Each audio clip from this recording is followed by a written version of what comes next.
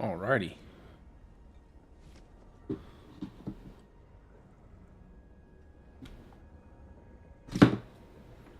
Well, that didn't work. There we go. Alright. Let's do some T100s. Hey, what's up? What's up, Daquan? How you doing? We're about to get started on some tier 100s. I'm just doing some testing. I'm going to be updating my build videos tomorrow. I got a lot of changes I've made, specifically to the Paragon boards. I've been doing a lot of little things. I wanted to test out a few things, and it's going pretty well so far.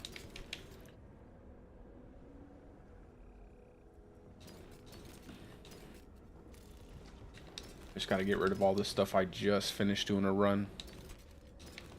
I just got to be mindful. I'm looking for a couple pieces of equipment on some other for some other characters, so I guess there's now a bug with metamorphic aspect or something like that. It's not working as intended, so now I need an axe for my bear build. Oh, well, just watch me play this and you be the judge of it, okay? Now, this is not the build I have in Mobalytics. I'll be updating the build very shortly, probably within the next couple days over the week. But there's a build in there that works very similar. I think this one's going to be just an upgrade to that build. But the way the build functions is exactly like the one in Mobalytics. So, but I'll let you judge when I run these tier 100s, okay? It's probably easier that way. And I'm going to do it without an elixir that does anything significant. So I'll just use a weak elixir here. Nothing that's going to jump up my damage any. We'll do this one here. We'll do this, and then we'll do a tier 100 with Death Pulse and see what you think. I was doing some testing with my Lightning Storm build, so I feel like I got a good setup for my human Lightning Storm build now on my Paragon boards. It was good before, but I think it's way better now.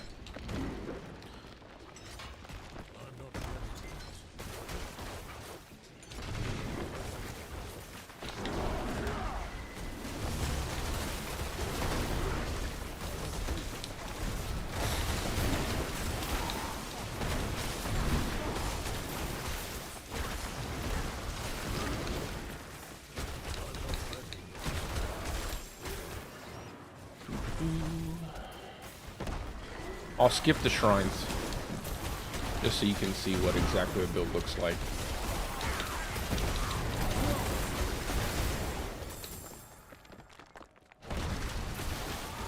We are skipping the shrines, even though I need a couple more levels.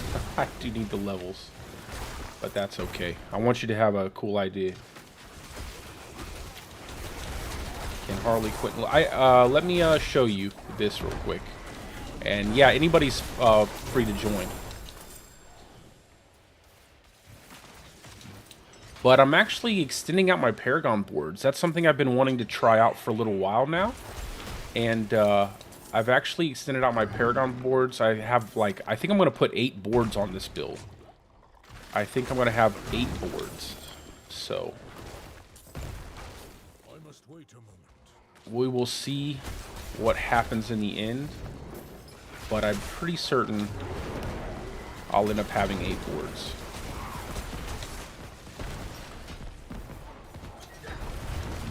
I'll do this is an 89. My bad. That's not what I wanted to do. I want to do a tier 100. I didn't even realize what I was had in my inventory.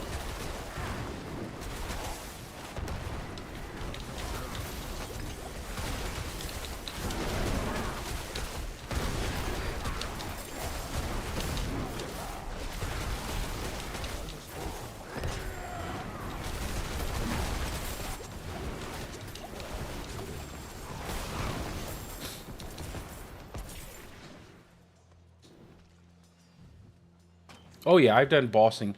I have videos on my channel because, like I said, I already did a version of this build, and I have a video up on my channel of me killing Uber Lilith with the build, a complete kill on Uber Lilith with it.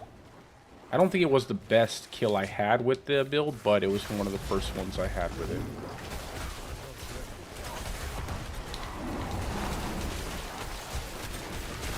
We won't count this one. I'm gonna go ahead and grab this shrine since it's an 89.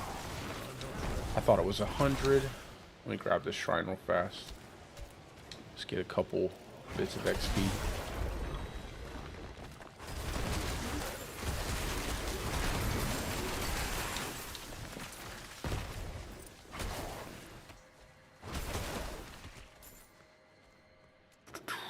I like vaults more because the enemy density is so high.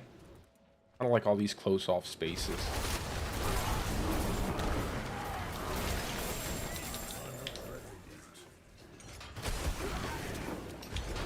It's really hard with closed-offs. It's not hard, but it's just annoying because with all the enemies kind of hiding behind walls, you don't get as much out of your inexorable will ring.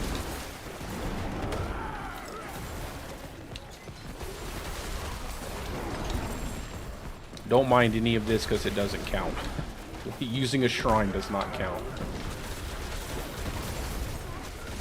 Although channeling shrines with this build are insanely good, man.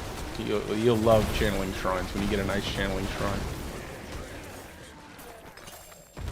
I mean, this is probably where you should be farming at anyway, like 80s, stuff like that, but I won't use this as an example.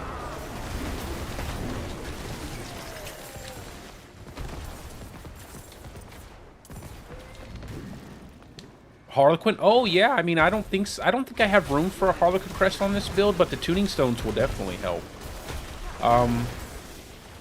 Yeah, I don't think there's room for a Harlequin crest, unfortunately. It's pretty straight up the way it is. Most of my builds do have room for uber unique, but this one specifically, I'm going to be running this build in hardcore, so I wanted to make something that didn't require any uber uniques, because when I play hardcore, I typically play solo self-found. This isn't my bossing setup either, by the way. Usually I'll swap out to a Godslayer and stuff, but that's usually when I'm doing bossing.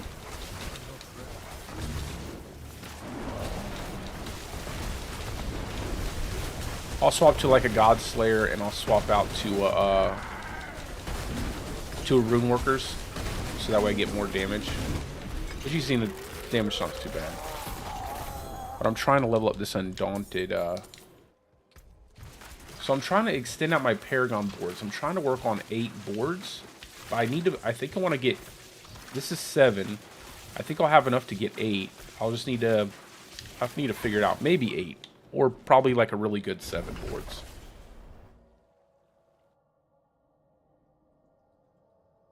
It corrects you and says Harley Quinn. And I was like, I'm not sure if Harley Quinn is the character you have.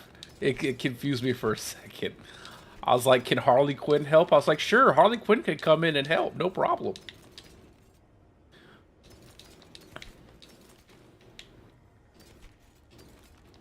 That's so funny. I just looked at it. I was like, what is he trying to say to me? Alright, let me get a tier 100 sigil. I think I have one in the chest here. Yeah, I have a good one in the chest. So, obviously, the Vault of Ink, the worst vault in the game here. We're not quite at 100. I gotta let me check my resistances, too. I don't want to just, I know, it's not your fault. It just is. It sounds exactly the same. So I was like, Harley Quinn. It's not your fault, brother. They're the ones who named it Harley Quinn Crest. All right, so basically you hit your ulti, pop Debilitating Roar, and then attack stuff. And I'm not running Height and Malice for a reason. I wanted to, like I said, I want to try to get multiple boards to help with the bossing damage, while not really losing too much of the ability to like burn down. So here's a cool part right here. So if you stand here, pop your ulti, you'll bring everything really close by. I think that's one of the coolest parts about the way the build functions. And of course, the like always, the shield enemy decided not to get pulled. So that's something I think is really cool. You can stand here, and you've seen I burned all that stuff down pretty fast, and we're not even fully set up yet. So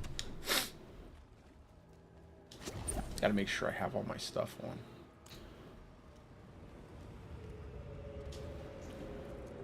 And like I said, I'm going to be running this build in hardcore.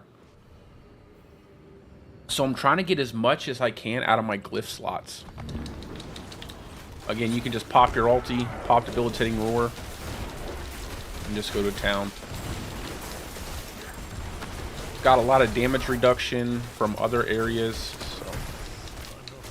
You still have to worry about getting stunned up occasionally, unfortunately, just because of the nature of the game without having Mending Stone.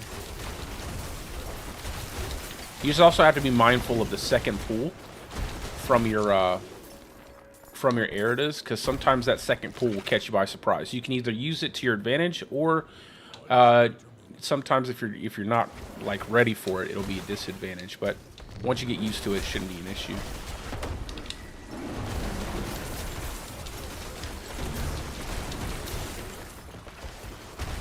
And honestly, you could run through all this stuff. You don't really have to fight any of this stuff. Everybody knows you don't have to fight this stuff in the vaults, but just really kind of showing you how this build functions. Oh, that was my bad. So that's always one of the issues when you have Eridas. You pull a bunch of stuff and you don't have your Debilitating Roar. So I'm kind of trying to go over my head, like, do I want more ranks in Debilitating Roar so that way I can constantly do this? I think I do. I think ultimately I'm going to end up putting more ranks in Debilitating Roar, so that way I can keep refreshing it, because this is the only thing, is where I don't have Debilitating up all the time. And if enemies have like Jesus, if that happens, you see I just die there over and over again.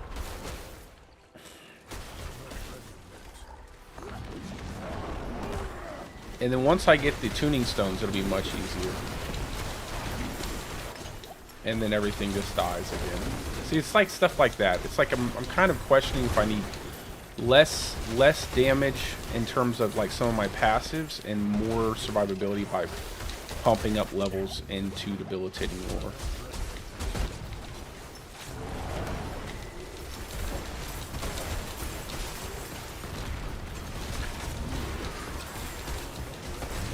Obviously, I would not run tier 100s in hardcore in the vault. Like, the vault is just crazy. Too many one-shots. You usually want to have some of your defensive capabilities up, like your Hurricane and stuff like that. You don't necessarily always have to have Debilitating Roar up, but you always want to have something. Your Bulwark, your Hurricane, stuff like that.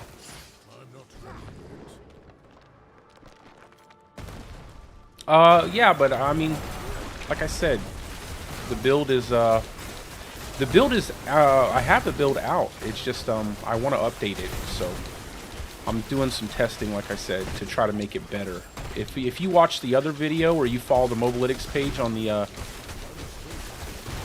other build, it'll set you up perfectly fine for doing tier 100s and stuff. But I think this one's going to be better.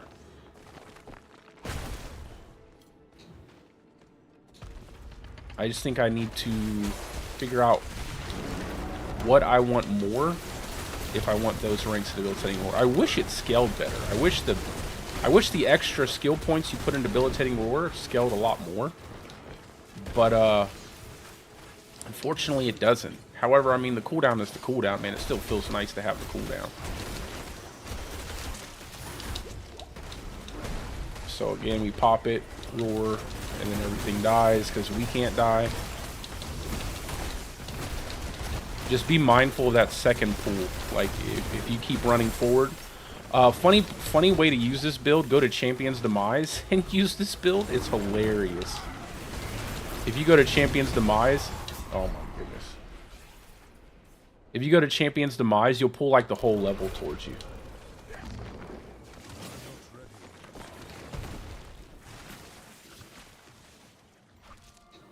I think I will end up using more Debilitating Roar ranks.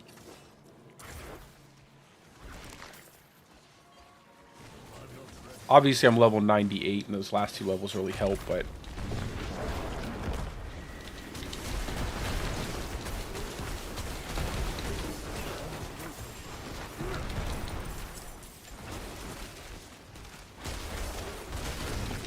And you basically just flicker step through everything. You flicker step, flicker step, flicker step.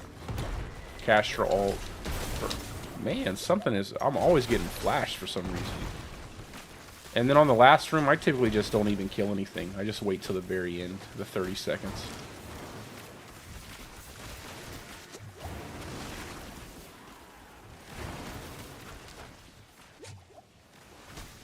If you kill stuff, it doesn't really matter. It doesn't give you any XP. It's always best just to not waste any time, in my opinion.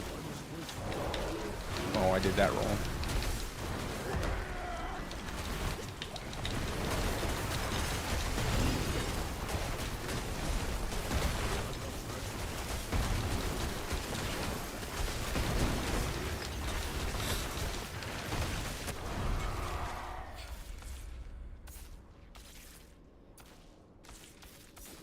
Okay, give me a mulligan on that one. I'm not exactly sure what just killed me.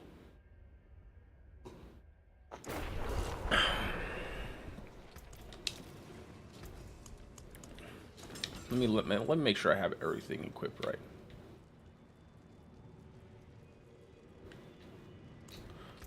My goodness. Resource, crit strike.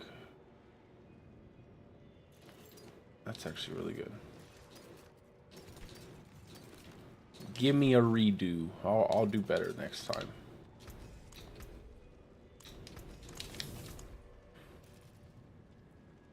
I don't really want to do... Oy, oy, oy.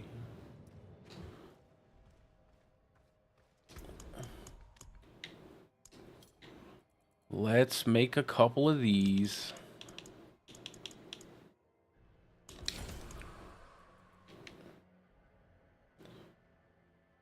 I don't want to do an Ancestor's Favor just because I actually want to use the shrines.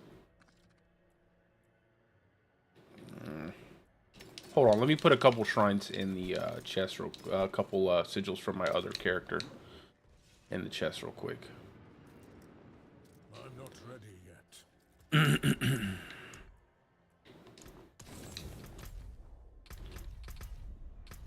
1 second.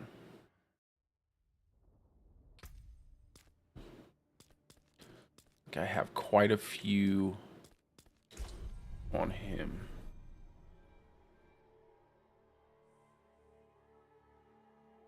I'm wondering if I want to go like more damage or more damage reduction. That's also what I'm kind of wondering. If I want more damage reduction out of my glyphs. I'm leaning towards damage reduction, but I'm not quite sure yet. Let me just toss a couple of these in here. Do that one. Just toss all these ones.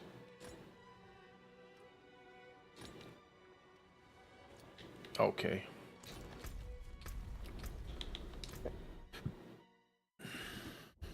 Sorry about that.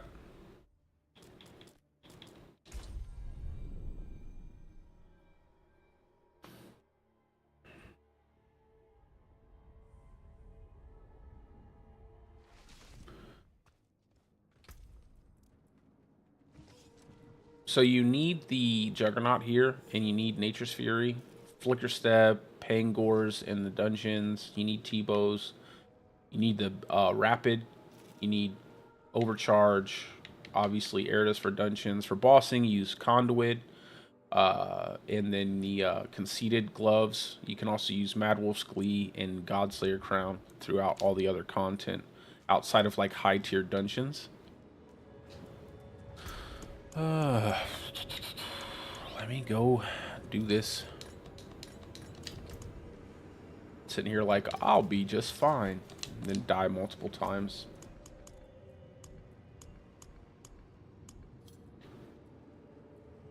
Okay, we'll just do this one.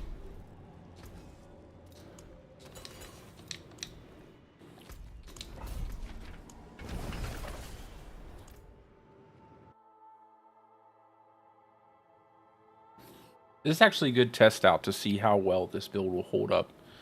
Because I'm always, like, I really want to run this in hardcore.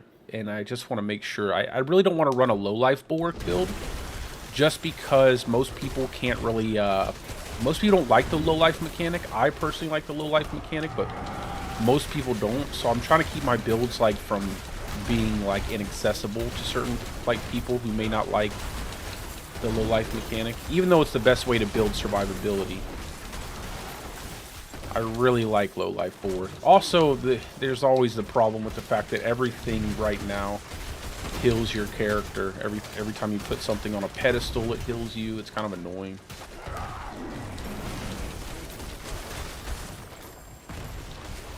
I'm gonna bypass the shrines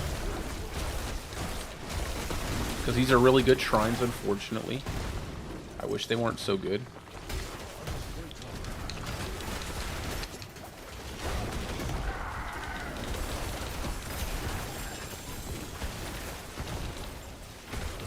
I didn't even check the affixes on that tier 100 I ran, so I don't even know if there was something in there that was like minus like armor breaker or something. I don't know. If I would never run an armor breakers, by the way, in the vault. Like, oh my god, yo. Armor breakers is crazy in the vault. Also,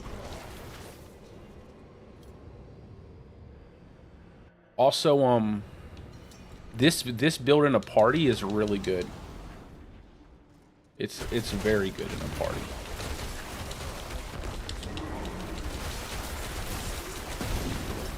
I actually think it's one of the best builds you can use in a party, just because you can constantly reset your petrify and pull enemies. I'll invite a person right after this. I just want to showcase it a little bit, doing a tier 100.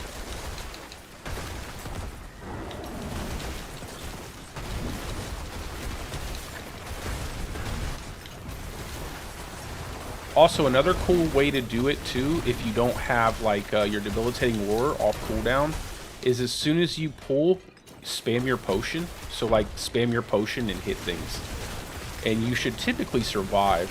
Like, you shouldn't have any issues with surviving. Yeah, I don't know what it was about that last one, but this one's not really giving me the business.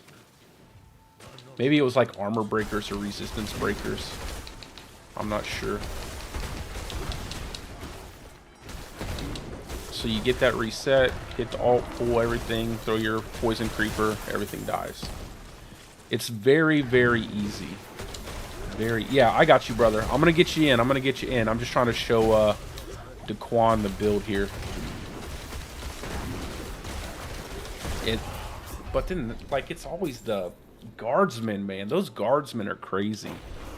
Those are the things that kill me. It's always these guys. So be mindful of these guys. Like, I don't know why they made them so strong that they can hit that hard. It's one of the only reasons why I don't want to run high tier gauntlets in hardcore. I don't know why they hit. For a normal enemy, hitting that hard is crazy.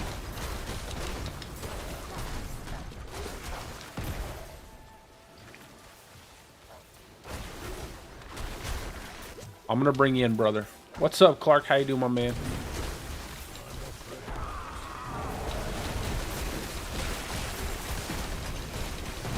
So just in case you guys didn't hear, when I am going to be updating all of my builds over the next week. And I am going to be, like I said, I'm going to be trying out Last Epoch when it comes out. But I'm going to be updating all my builds. I've been wanting to restructure the Paragon boards. And I think I've done it pretty well on my Human Lightning Storm Druid. So if anybody was having issues with, like, sustaining their spirit or whatever, things like that, shouldn't be an issue anymore. In fact, I even found a way to run it with a... Oh my goodness. This stupid blister.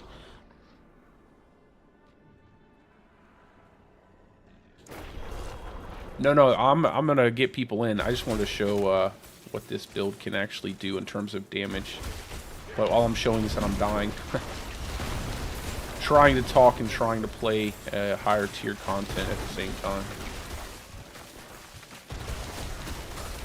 But like I said, I think I'm going to have 8 boards instead of 6 on this build. Yeah, I think I just want to cool down debilitating roar more.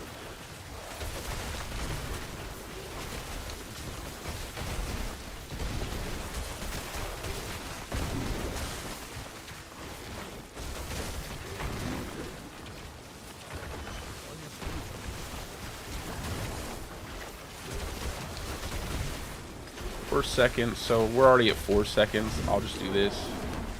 And then everything will die in the room. I wonder if whatever this was, I don't know, whatever killed me last time made me fail the dungeon. Wasn't too happy about that.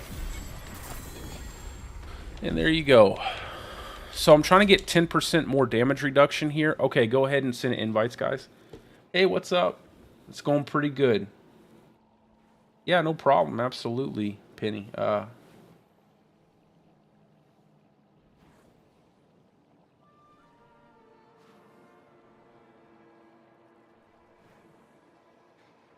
I'm not gonna be, bro. I'm not stopping playing D4. Are you crazy? I'm gonna be playing. I just want to try out Last Epoch. I don't want to get like pigeonholed into just playing Diablo 4 because there's so many good games that I do enjoy. But I really want this to be like the main game. Every season I want to have like this. I plan on covering the game, making builds, doing stuff like that. I just I do want to try out Last Epoch. People say it's good. It's not really my art style. I prefer like this art style.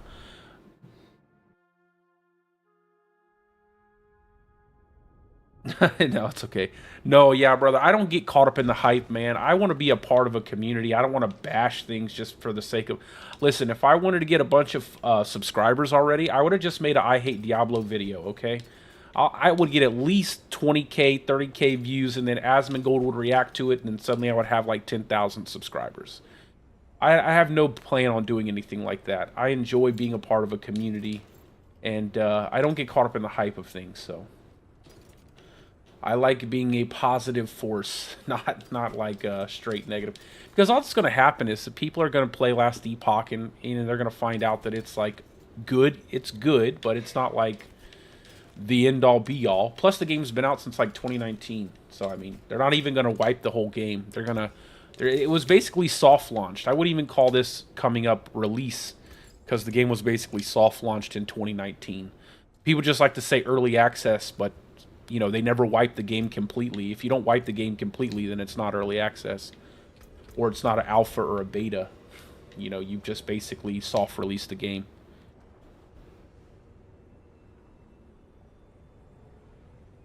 Yeah, I don't get it like that, bro. I don't like drama. That's why I try to stay away from, like, react videos to things that I think are just negative.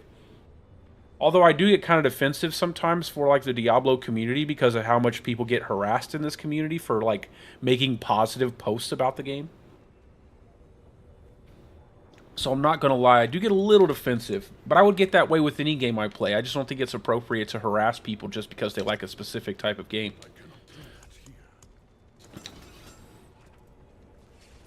I really get tired of all the I Hate Diablo stuff. It's like, we get it. I understand, then why play the game? Like, if you hate it, then don't play it. But most people that make these videos don't actually play the game anyway. They just react to news. They don't actually know anything about the game. They just react to whatever someone tells them, or surface-level information. I don't really like that stuff. But anyway, come on in. Who wants to join? Get in here. We're not going to talk about what other people do. Let's go. I'm good with the build. Like, the build's cool. I'm fine with the build. Let me see. We're just running some tier 100s. I know someone else invited me just a minute ago. I don't know who it was because I was paying attention.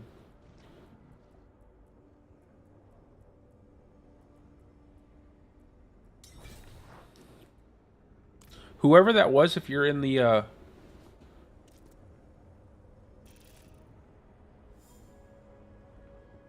Yeah, I mean, it shouldn't be that way, but the problem is that a lot of content creators, you know, they hype games, and, you know, Diablo 4 was hyped by a lot of people, and a lot of mainstream content creators, and they gave the game a 9 out of 10, and 8 out of 10, and everything was good, and then, you know, it didn't last for, like, ever, and then suddenly it was the worst game you've ever played in your entire life, and... It really has nothing to do with Diablo. It's just more or less that people hate Blizzard. And it's easy to farm those videos. Like, you make a bad video about Blizzard or Activision, you're going to get a ton of views on it most of the time. There's this one guy's channel that pops up on my timeline all the time. And It's this older guy. I don't know, but he's always on. He's always like popping up on my YouTube timeline.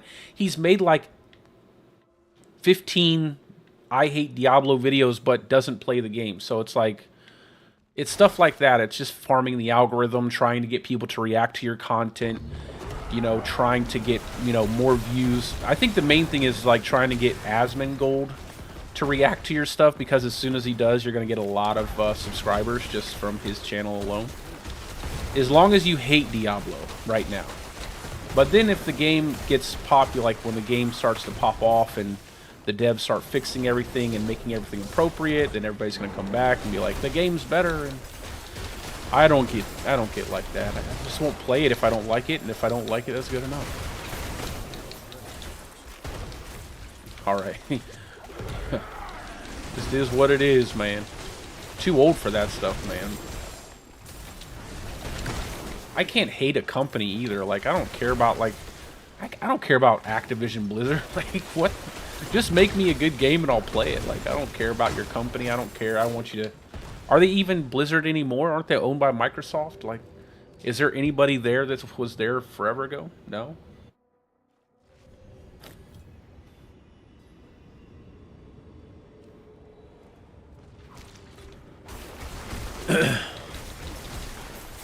There's the recent guy that, well, I think it's Frost LaRue. His was more sarcasm, but it's sarcasm, and it's like, if you look on his channel, all of his videos before he made the I Hate Diablo video were like Honkai Star Rail.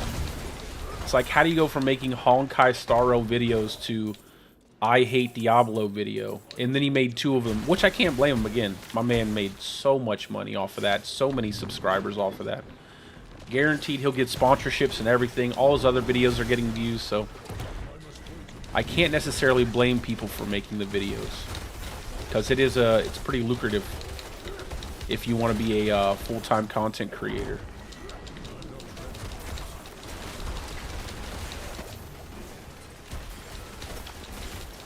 I don't know what is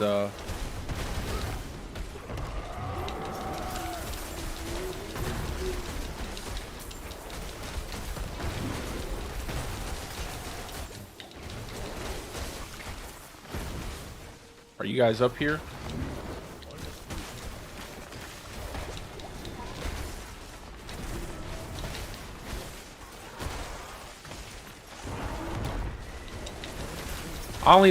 If I'm gonna watch a video about like Diablo, like a critique of Diablo, it's probably gonna be from someone like Wadijo or Rax, you know, someone who actually like plays the game and you know, has a opinion based off of the content that they actually play.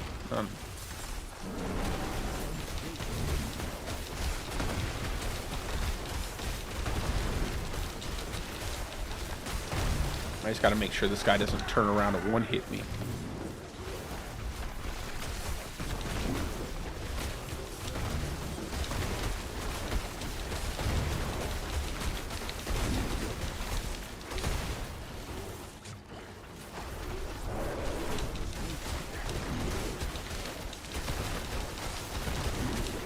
He's about to get stunned up, bro.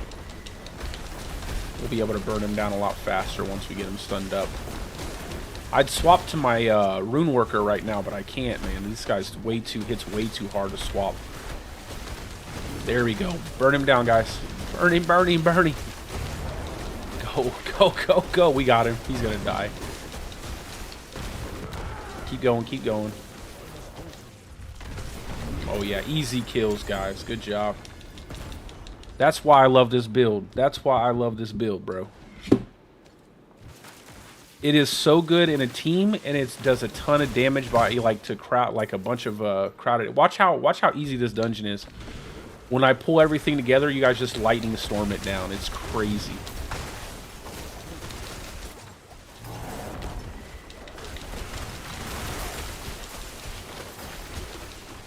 Just let me take the lead up here, and I'm gonna do that every single time.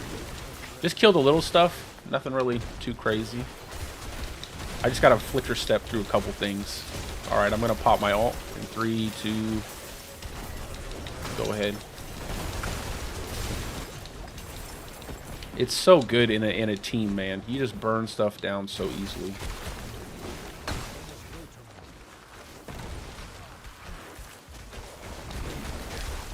I will tell you this, the one thing I do like about Last Epoch is that once your hardcore character dies, it goes to the normal realm instead of being deleted. I think that's really cool. I wish they would do that in this game. So I plan on playing like hardcore solo self-found day one on Last Epoch just because you can, you know, keep your character. I like that stuff. I do. And then it makes you actually want to, more people to want to play it. Like, I can see why most people don't want to play the Diablo hardcore, just because if you die and you lose everything, it's pretty frustrating. I still like it, but it can be pretty frustrating for a lot of people.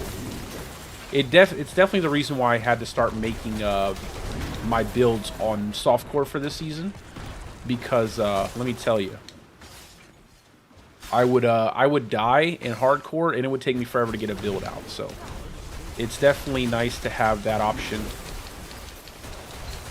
I'm gonna put the key down and then pull everything to the lever.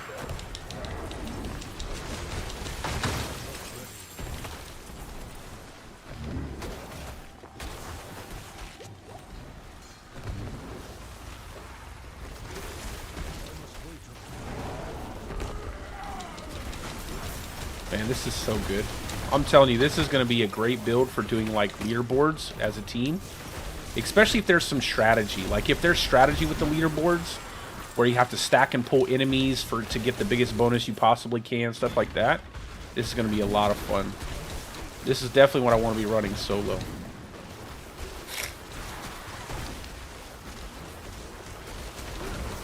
I'm going to come over here and pull them off of you guys as soon as they, as soon as we start to get... I'm going to get a second pull, so be aware. It's coming my way.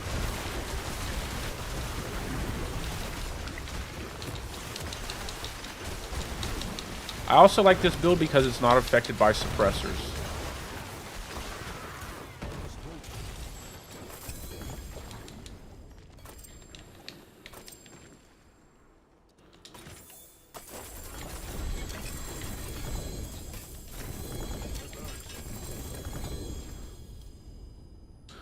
Dang, 10% more damage reduction. Okay, now the question is, do I want to level? Do I want to level something that gives me more damage reduction or something that gives me more damage? Because I could go Keeper and get 10% multiplicative damage towards non-physical damage. Or I could go something like Poise to get more barrier when I shapeshift, or Protector. Protector might be good, but I don't know if I would be consistent enough to use Protector. That's really all I can use. It's between... Yeah, I'll probably go with Keeper. I think Keeper's a good idea, and if I'm not tanky enough with Keeper, then I can run Protector to get more damage reduction while I have a barrier up, and that'll be really useful.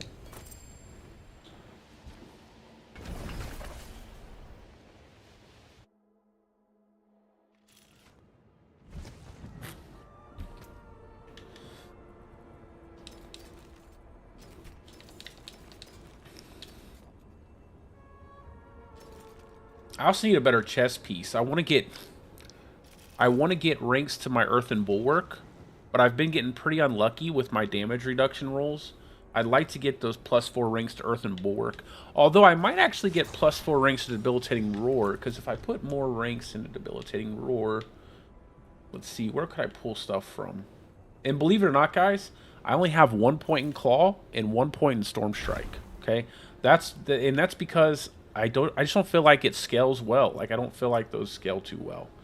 I've actually started to pull away from, like, scaling out my basic attack. I want to... I think I do want to get the 4 points into Bulwark.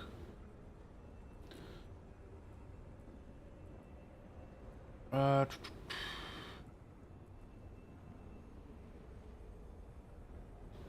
don't even think I need Natural Disaster. Actually don't know which one of these actually affects. Like, if I do Debilitating Roar, You get 18 seconds from 22 seconds. It's a nice 4-second.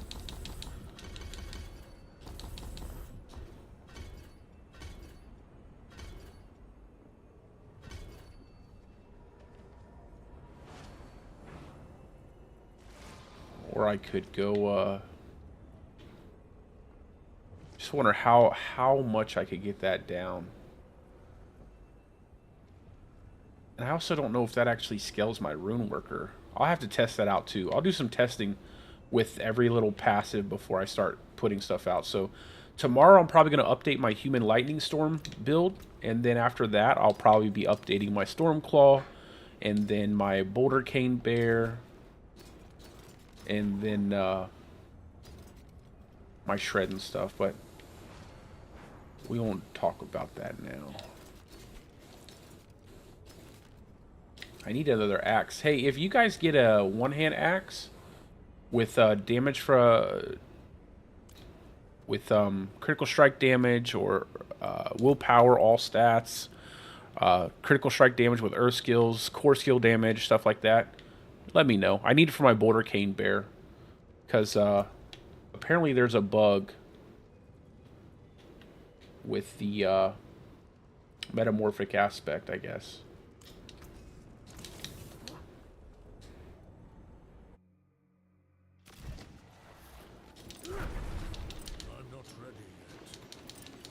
So I have to readjust that build.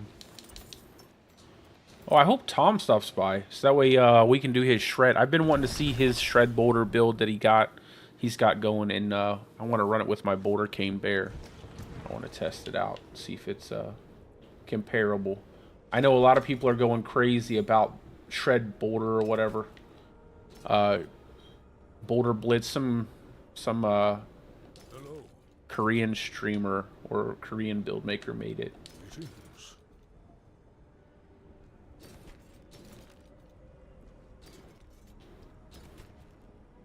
But I still think Boulder's not the best. I love it, but I just don't think it anytime you have something that can be completely stopped by multiple enemies like a Waller or Wallers, suppressors, or wind walls, and you get a lot of those, like, it's still kind of clunky. Not that it's bad, it's just clunky.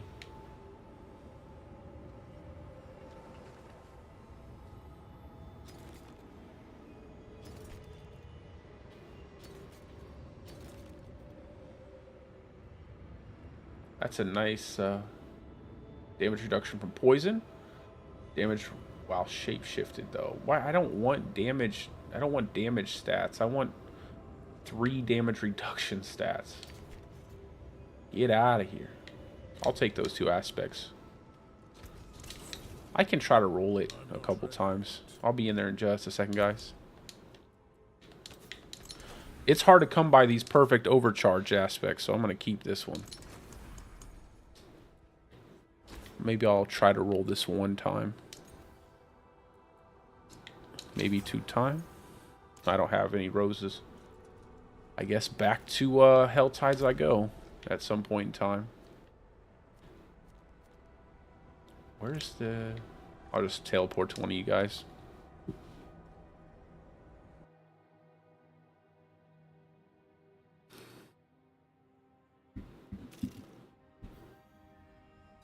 Awesome, that's awesome news, Sky. Thank you for letting me know that. That makes me happy that you got your Lilith kill. That's awesome. I'm happy that you were able to watch that and get some tips from it. That's amazing. That is awesome to hear. Wesley, hi. I think the border build with the Lycander staff is perfectly fine. I think it's perfectly fine. You know, it's definitely a good setup. You just have to make sure you don't lose anything too significant when you use that. But my Boulder Bear doesn't use any Ubers except for Starless Skies, so I can't tell you that I've tried it myself. So if you use the staff, just try it yourself and see if you like it. That's all I can really tell you. I'm missing quite a few of my Uber Uniques on a couple builds, so I haven't really taken the time to just straight run nothing but Duriel runs or do a bunch of Malphus. I've only even got one tuning stone, so. And it's not for lack of people trying to help me either. I think Rob has been trying to get me into doing some Malphus runs for a hot minute now. Or, I know Clark has, right? Weren't you the one inviting me the other day, Clark? Can't ever, it's so hard for me. Days just kind of meld into each other sometimes. Look at that. Even with a 3-man group and the armor on them, they're still dying with just my Stormclaw. That's pretty good. And I just survived that, so that's pretty happy.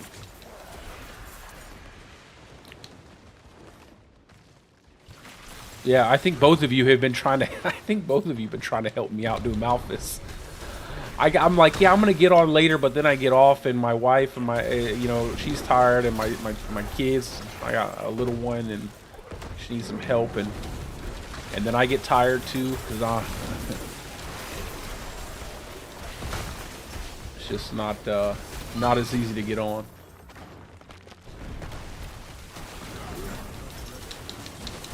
I gotta remember to flicker step. Flicker step, flicker step, flicker step. Let me pick up this chest piece too. This helmet. How boring is what? You gotta be specific, brother. I don't know what that means.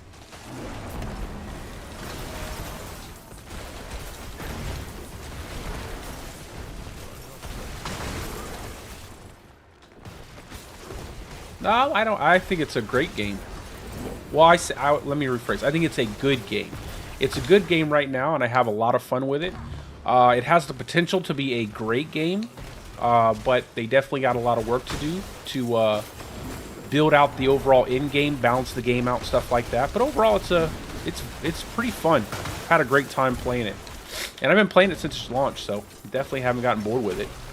I think the only season that almost got me, like, that I stopped playing early was season 1, just because of the lack of build variety. There wasn't many viable builds for season 1.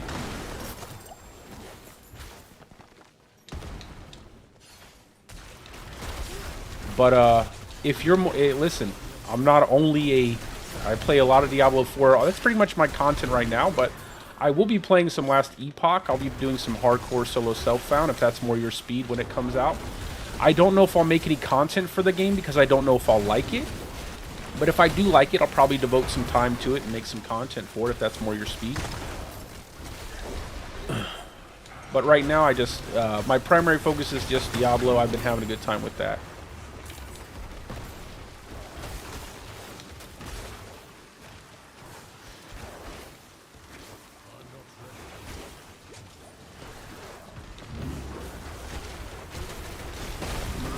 Well, thank you, brother. Absolutely. Good luck to you as well with whatever you do, my guy.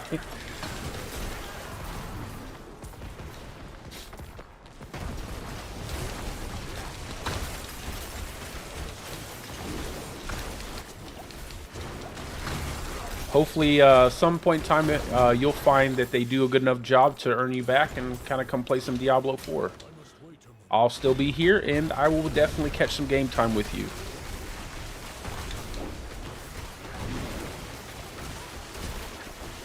Or like I said, if you're around for Last Epoch, I'll play some Last Epoch with you.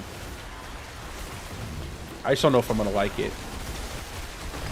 It looks like a lot of fun, though.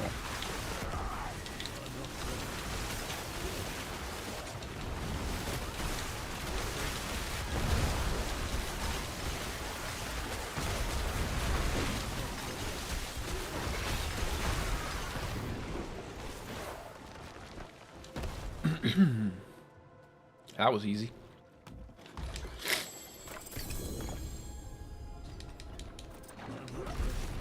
Yeah, that's true, Scott. Yeah, I mean that's the thing. You know, I'm a new content creator, new-ish content creator. You know, I just started last year, like mid last year, probably closer to the late last year.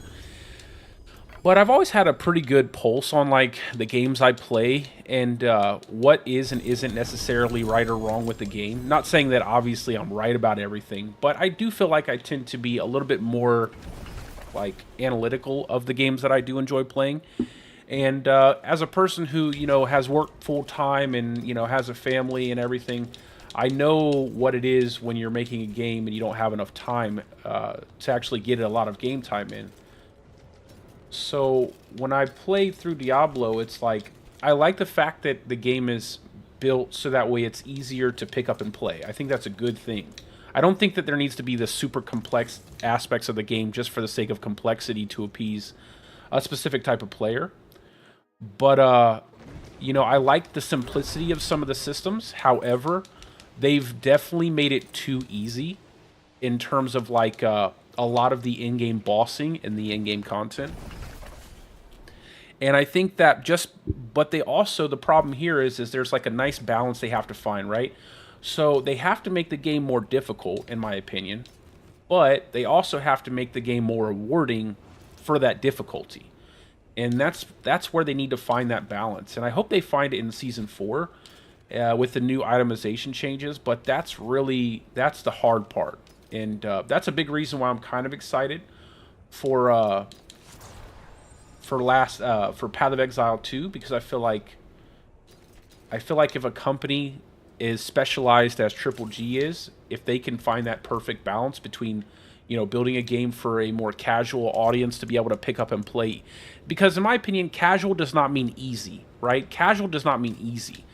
Games that can be easily picked up and played, it doesn't mean that they're devoid of all skill, right? A lot of players are very skillful at games.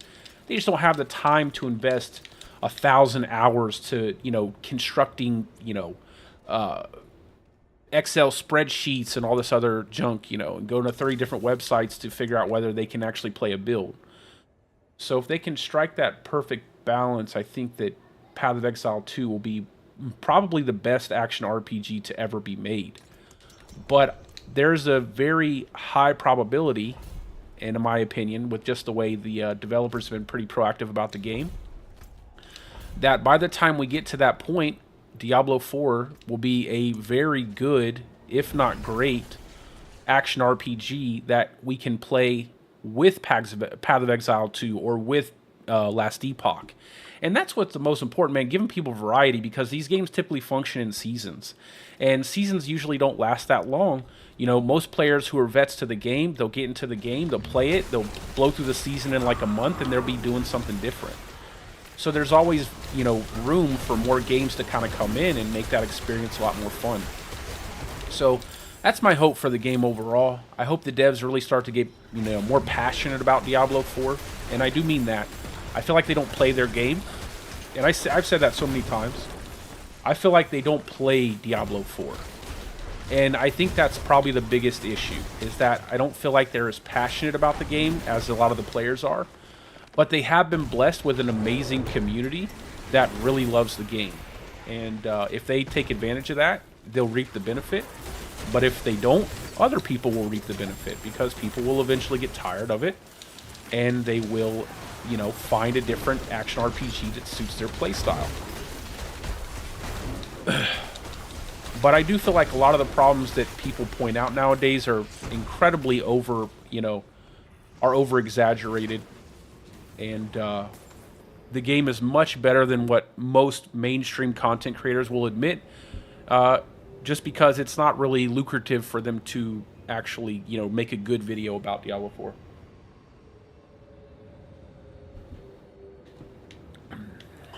So easy to make a bad video and make a lot of money off of it.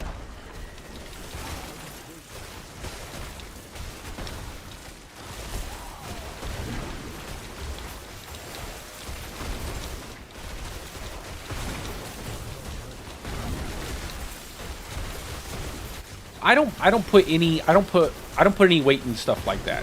Like you gotta, like when they say like game of the year, like for some companies, like it could be a bought and paid for advertisement, you know what I'm saying? I don't put any weight into that. Nor do I put a lot of weight into reviewers, because a lot of times I feel like they're, you know, not really playing the full depth of the game.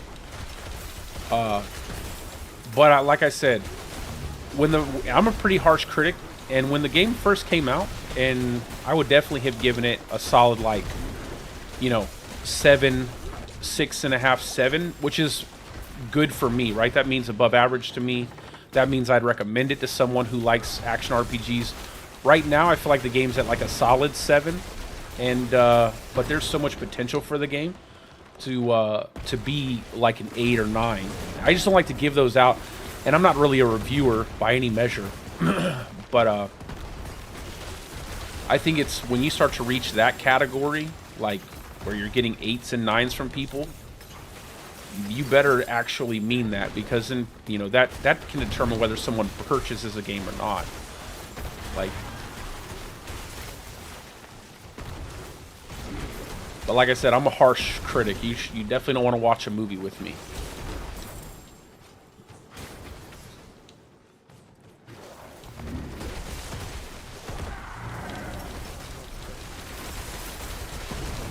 Like, I would recommend Diablo to the majority of people if they like action RPGs. And I would highly recommend Diablo, not Diablo Immortal, sorry, Diablo 4 to anybody who wants a more casual pick up and play, easy to pick up and play experience. Like, I would definitely recommend that to those people.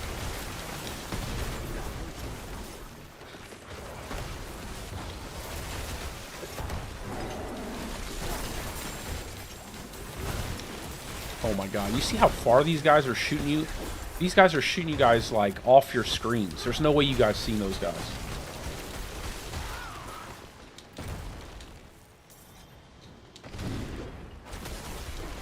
See, it's things like that. That's what I'm talking about. It's things like that that I know that they don't play their game. Like, when you have a normal enemy in the game, like the guardsman construct, that can literally one-shot you from off of your screen as you're running away or something like that. Like, there's no way you guys... Why would you guys put that in the game? Like, don't put stuff like that in the game. It's not fun.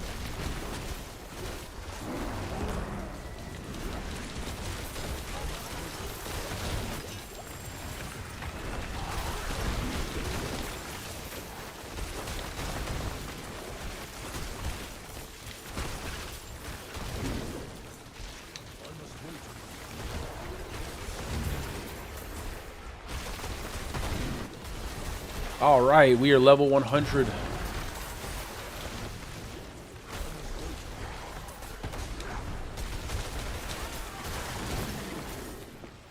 I'm telling you, man, I wish I could get Ghost Walker on here. I wish I could. I'd love to be moving a lot faster. I'll try to pull these guys off of me. Hey, if you guys want to stand off to the side, it'd be easier. That way you don't have to stand in the middle, just in case I pull stuff into, like what I'm about to do. Pull it right on top of you.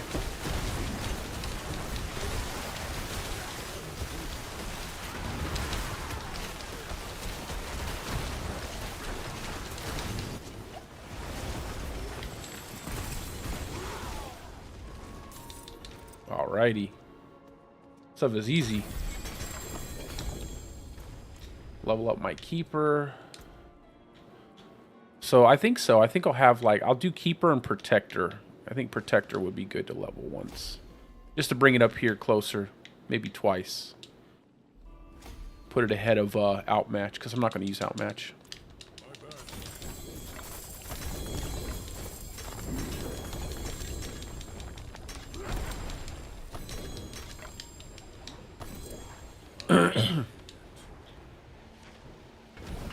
I'll tell you one thing, too.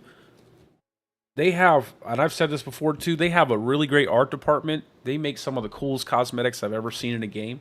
I really wish they would take the time to make a lot of cosmetic sets tied to all the bosses, man. I wish every single boss had a really cool-looking cosmetic set that you could farm off the bosses. Like a full cosmetic set. Back piece, tattoo, emote, head-to-toe gear, horse armor, a horse, stuff like that. I wish they had a full set of gear you could get off the bosses.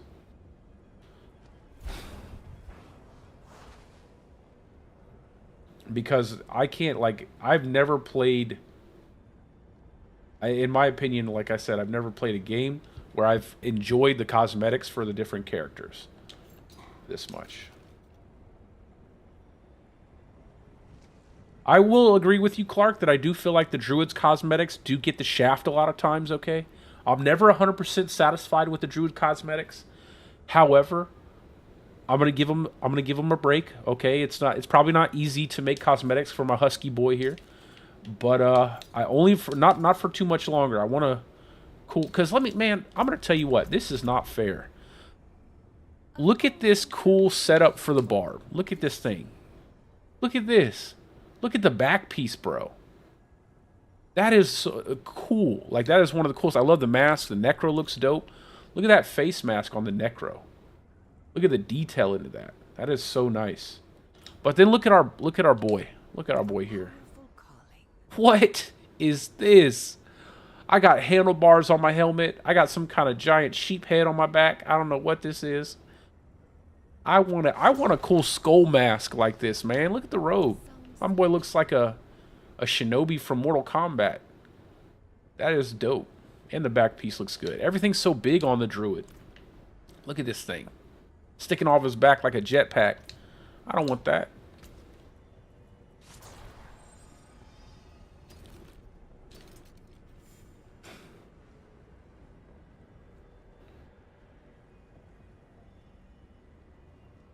Yeah, see, bro, I'm telling you, Sky, that would be the one. Like, could you imagine, like, a Lilith-themed cosmetic? Like, that would be insane. A really dope-looking, that you could farm from the boss. Like, not something you had to buy in the cash shop. You know, I respect that live service games need funding, and, you know, I think most people lose sight of that. Like, when you're constantly updating a game, constantly trying to make improvements to it, you're bringing all these updates out, trying to make, I get that, so I respect that, but I do feel like they could be a little bit more lenient on the pricing in their cash shop by like half, and I wish they would tie some of those really cool cosmetics to the bossing, because it would make bossing so much more rewarding, like if you got a cool set of cosmetics from the bosses. So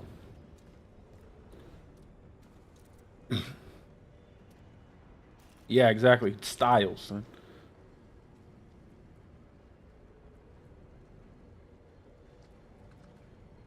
Gotta have some style.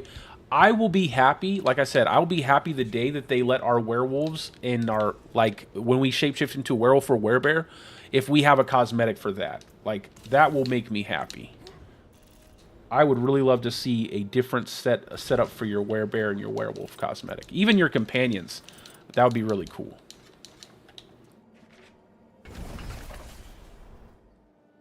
Yeah, exactly, Car. You got it, brother. If they, that would be dope. I mean, but I'm saying, like, just be a little more lenient on the pricing.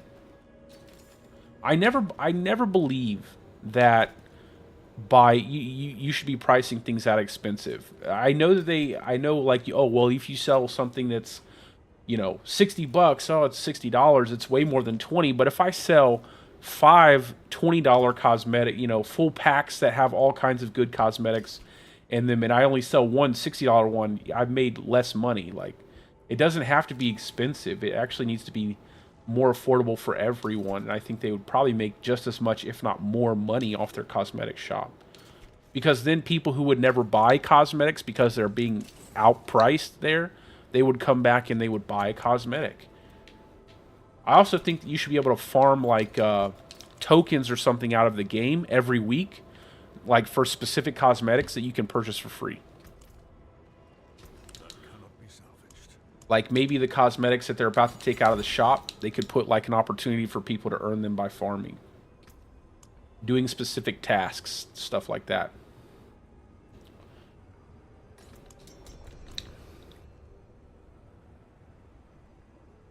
Hey, what's up, Drink? How you doing? Oh, yeah, I do like the Chinese New Year one, though. I do. I did like that one. I did like that setup.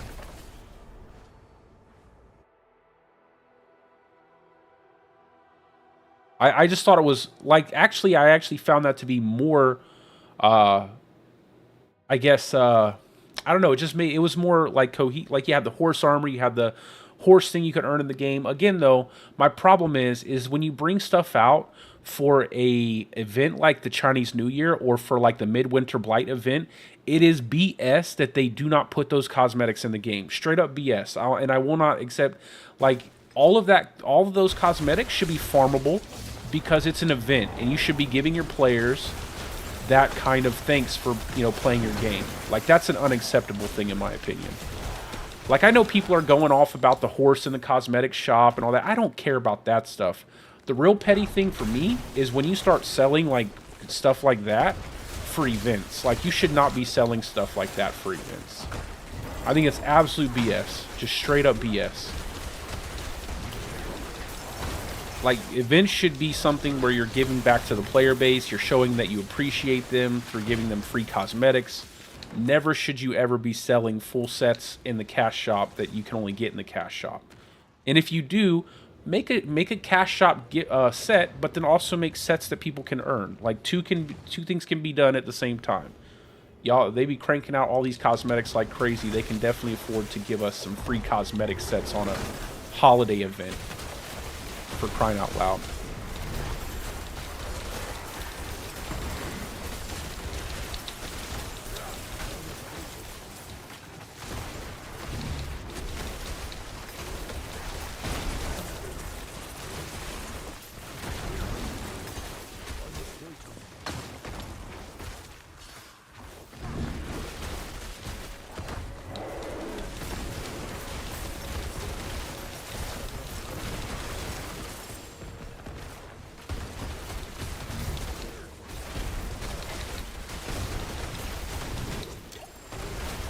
Oh my god. Well, I'm sorry guys, I wasn't even paying attention.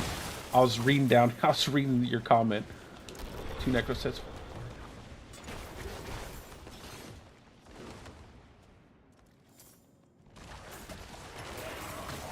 Yeah, I do know this, that a lot of people don't like the necro sets.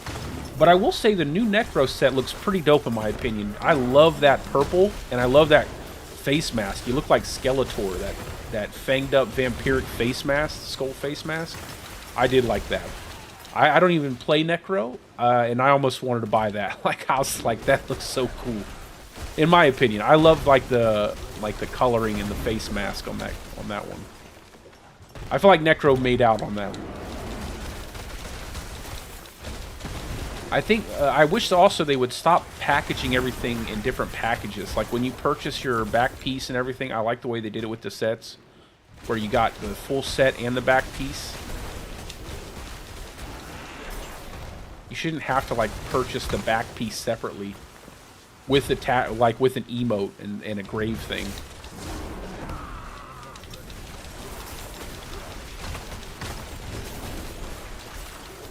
Yeah, brother. I'm telling you, I love this, guys. Listen. I'm gonna say this. I'm gonna gloat a little bit, okay? I was the top hardcore Stormclaw druid in season 2 on max roll, okay? That doesn't really mean anything. But I've spent a lot of time building out my Stormclaw druid, and this season I'm trying to make the best version of Stormclaw I can. And I think this version is really good. Like, I think I've kind of got an idea as to how to really perfect it for this season. And it's working well, and I think a lot of people would enjoy it if they played it. I know everybody's getting caught up in the lightning storm and the boulder shred build, but this one you don't even have to worry about enemies like suppressor enemies and all that other stuff. You don't have to worry about none of that. You just run in, flicker step through enemies. Like, watch this. I'm gonna bring all these enemies into this area. I'm just gonna pop my ult, debilitating roar, and then destroy everything. And you can do that in a team or without a team. Oh, and by the way, like I said, guys, I'm going to be updating my Human Lightning Storm Druid build. I've been doing some testing out with some things, and I think I want to add more Paragon boards to each one of my builds, like 7 and 8 Paragon boards. I think I want to have this build having 8 Paragon boards. So I did want to make some changes. I know that I hate having to make changes, but I just started experimenting with a lot of different stuff, having more Paragon boards, things like that.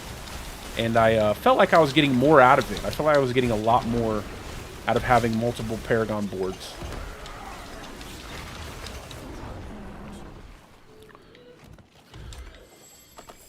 So over the next week, I'll be updating all of my builds with a new build video, and I'll showcase the stuff that I do with the builds and everything. You won't have to do it if you don't want to. Like, the previous builds will function as they do really well.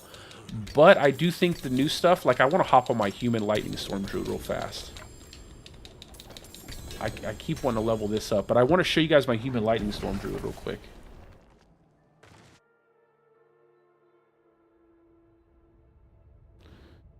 Nice, yeah. I'm telling you, like, they do hit or miss, but then, like, I'll tell you the one thing that I do that, you know, you got that, the rogue has some crazy cool cosmetics. What's the one with the fire on the helmet? I'll show you one of my favorite ones. Where's he at? Is it out? Is it up here? No, it's not up here. No, well, this one's really nice. This barbarian one. What is this? This Oni? I love the fact that you get this samurai sword. Like, that is dope. That is really dope. But there's one for the rogue that has like a Ghost Rider look, has like the flaming skull. That's really cool looking too.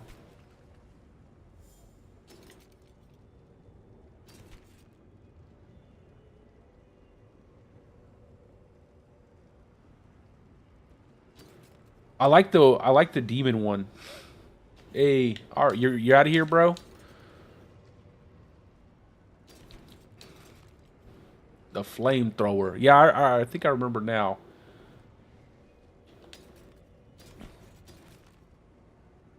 I have to attach the flamethrower to you and keep remembering people's names in the game. Just looking through my stuff real quick.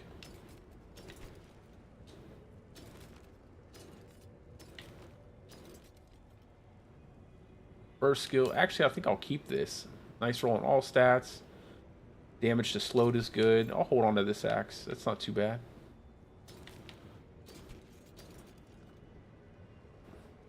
Oh, actually, this one's even better.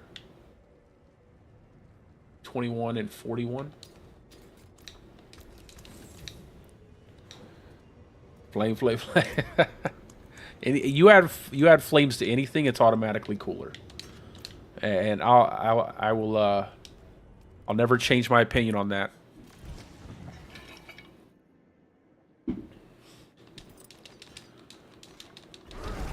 By the way, if anybody wants to jump in, feel free to come on in. You don't have to be a sub.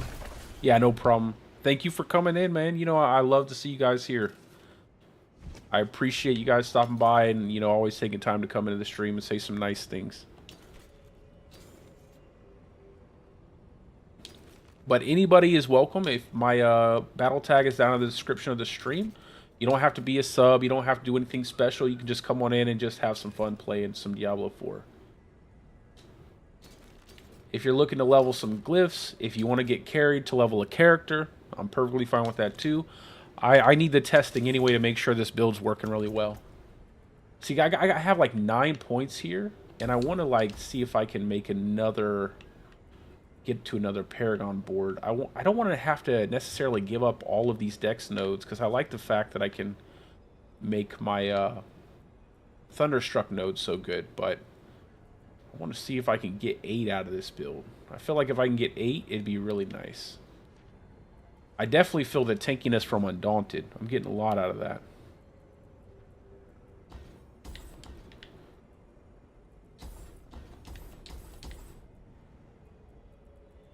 Let me see. What's the closest? This one's pretty close. 1, 2, 3, 4, 5, 6, 7, 8, 10. I could probably find one closer, but I just want to see what the closest board would be between Lust for Carnage. Because I know this one's pretty far away. 1, 2, 3, 4, 5, 6, 7, 8, 9, 10. And then I have to have enough points to pick up.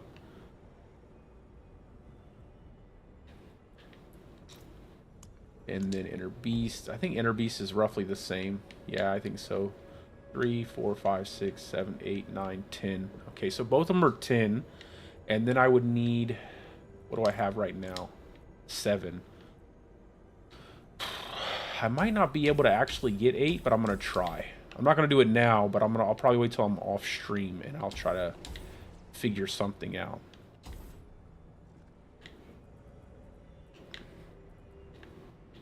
Let's go ahead and put these points back where I found them. Go ahead and pick up this.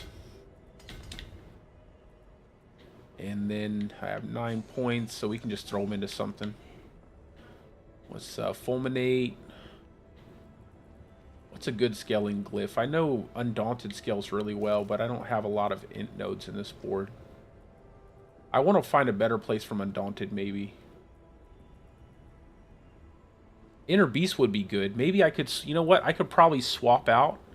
I could probably swap out this board for, that's what I'll do. I can use the points. Swap out this board. And then I can use, so I might use 7, but if I go to Inner Beast has a ton of int nodes. Now, you may not need the damage reduction, so if you didn't need the damage reduction, you could run Guzzler. Guzzler would be pretty good. I actually like the damage reduction, though. And then I have 14 points to go here. And then here. There.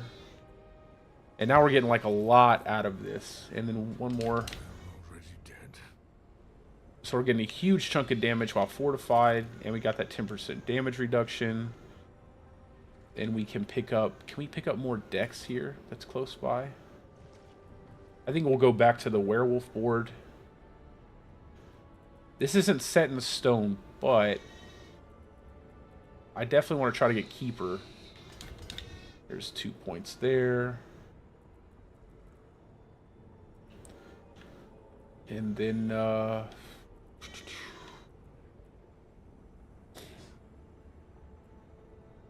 close by stuff. We can just pick up some more HP, I think. 2% more HP. That sounds good. Hey, what's up, Pete?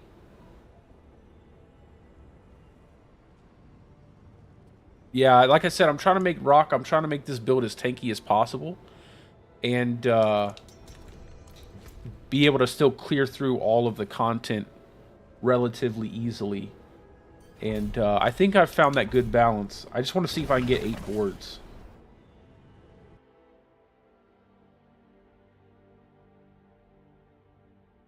You know, I never say that. I'll never say that, Leighton. I'm not the end-all, be-all for Druid information. I just play what I think really works.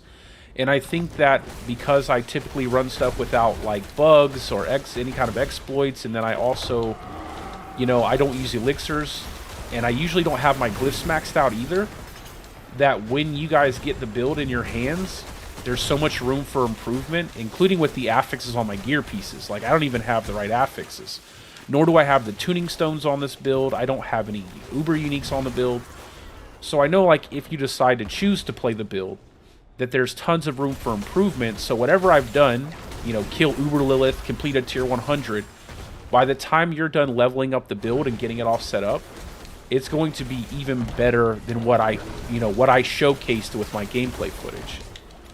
So I always try to do that. I always try to, like, leave room for there to be improvements, so that way no matter who plays the build, at whatever skill level they are, that they'll still have success with the build. Or at least that's my hope, that they'll have success with the build. I'm not ready.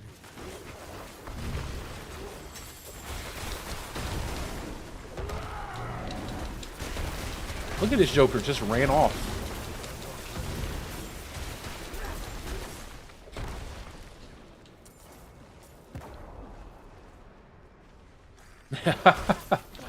Well, I live in Florida for a reason, Pete.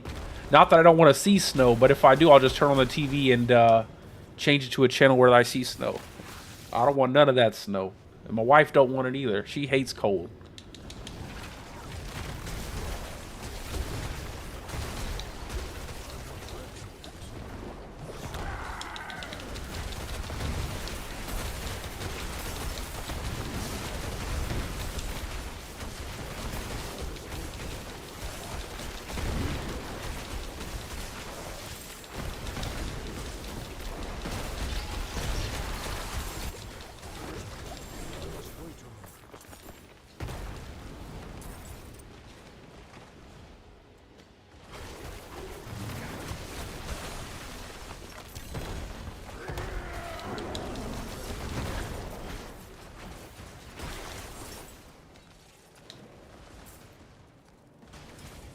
Nice. Hawaii. I'll have to go to Hawaii one day. I've never been.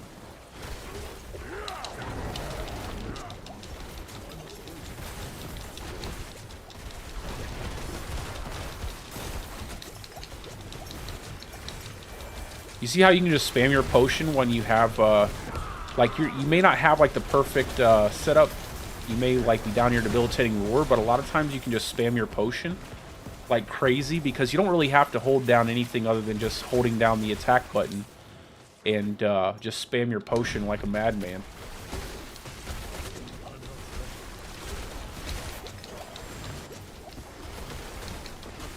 And the cool thing is you kill so many enemies. Here we go. That's what I love the most about this, is you can pull all the enemies from outside in these areas. Oh, and then you die. You can pull all the enemies into the center of areas and just sit there and kill them.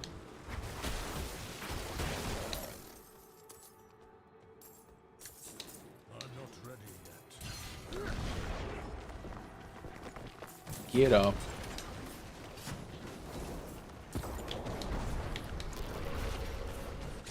All right, back at it. Here we go.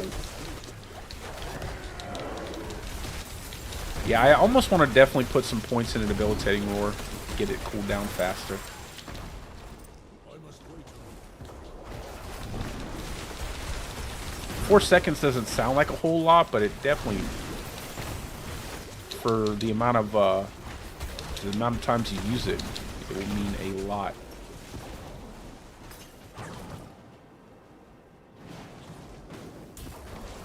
Yeah, man, I'm telling you, it's those guardsmen, man. Those guardsmen will off-screen you all day long.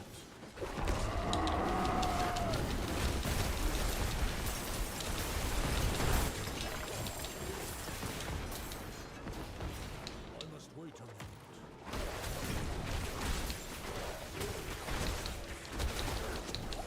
Yeah, I definitely think I will play this in this setup in hardcore. It seems to be working really well. I need another damage reduction. There we go. And pull everything together.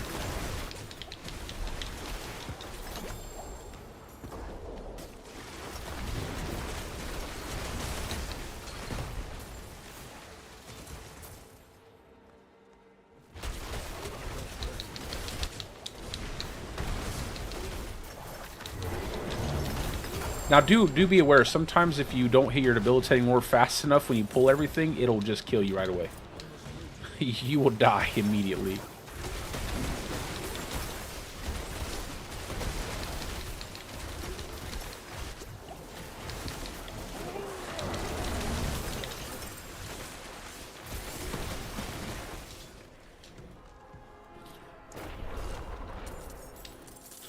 All right. I'm going to pull out my Human Lightning Storm Druid next, just to show you guys that setup.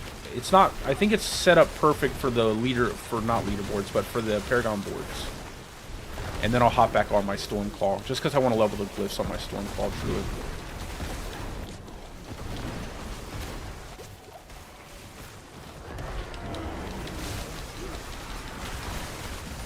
Wait for that second pool.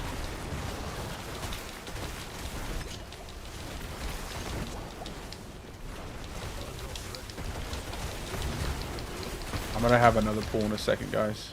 Oh, I'm feared.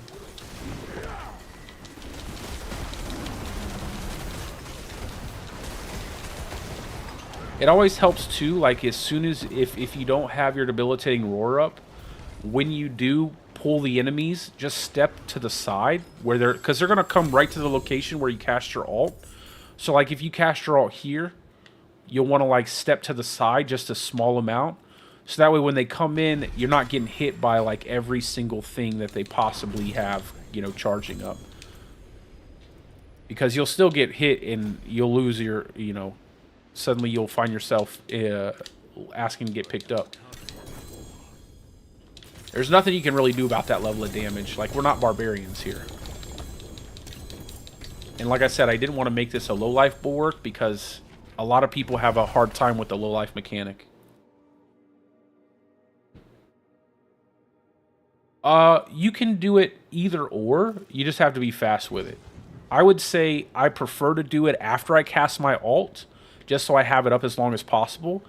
But as long as you just do the both at relatively close to the same time, you should be good.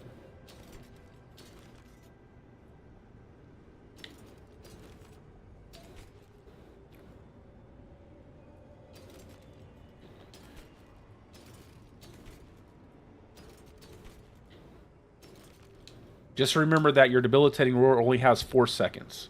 Okay, 4 seconds.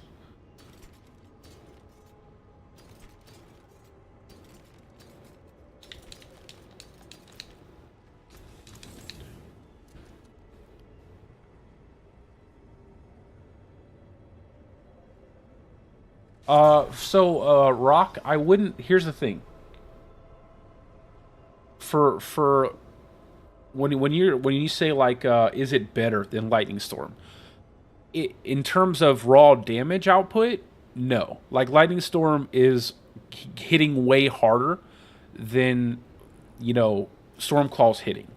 However, it depends on what playstyle you like. At some point, damage becomes irrelevant, right? Like, at some point, you're killing stuff fast enough already as it is. Does damage matter? Probably not. That's why you'll see a lot of my builds, I don't automatically run Godslayer because it's overkill. There's no reason to run Godslayer when you should probably have more survivability so you don't die so much. But I always run Godslayer on bosses because, bosses are faster with Godslayer. You don't need so much survivability. So I would say it's more dependent on what you like for in terms of play style. I would always tell you to try it out, and then make your judgment based off of that and see if it works for you. Because you'll still kill stuff really fast. I mean, that's the thing. You're still going to kill stuff really fast. It's just hard to say which one is better or not, just because I don't know exactly how you like to play the game. But for me, I like it more. Just because I don't necessarily like the playstyle of Lightning Storm. But let me hop on my Lightning Storm real quick, guys, and then invite me back. I'll ask to join the party. I just want to show you guys real quick. So, Rob, I would make a low life version. All you would need to do is have damage reduction while injured on your necklace, and then ooh, that's kind of hard actually. Because we couldn't run Flicker Step. I don't even know if you could make a low life one this season, bro. Because we can't run Flicker Step, and we need Flicker Step for the damage. If we don't have that damage, then it's not going to be quite as impactful without the ultimate having that ability to use the ultimate all the time. Alrighty. So I'll show you guys my Paragon boards right now for this. So as you can see, I now have 7 on here. And then what I did is I added Exploit, so that way I would have a reliable way of getting vulnerable on enemies. And this is mainly for dungeons, because I wanted to pull off my primary attack. So we now have Exploit, and then I also turned around my Ancestral Guidance board, so that way I got more Spirit. I got Spirit after kills. So that way it would help with Spirit Regen, so you could not have to run a basic attack. Now, I don't know how well it's going to function in a party, because, people will kill stuff and I won't get the Spirit for it. But you now have more damage coming from your vulnerability, and you now have more regen after killing an enemy. I was running this solo, and I was having no issue with Spirit Regen. And then I just want to show you guys, I do have the Evernight Tuning Stone here, but I'm going to take it off, and we're going to go ahead and put on what I had previously. So this is how I'm going to make the build video probably tomorrow for this, so that way people know that they can get this set up without having any Uber Uniques or any Tuning Stones. Because the Evernight adds a lot of damage. Obviously, it adds a lot of damage. And I don't have the Harlequin Crest, the Shaco, and I don't have the Ring of Starless Skies, because if I did, that would be even more damage. And obviously, I don't have Genesis, and that would be even more damage. So before I get those 4 things, I'm not going to make the Uber version of this build.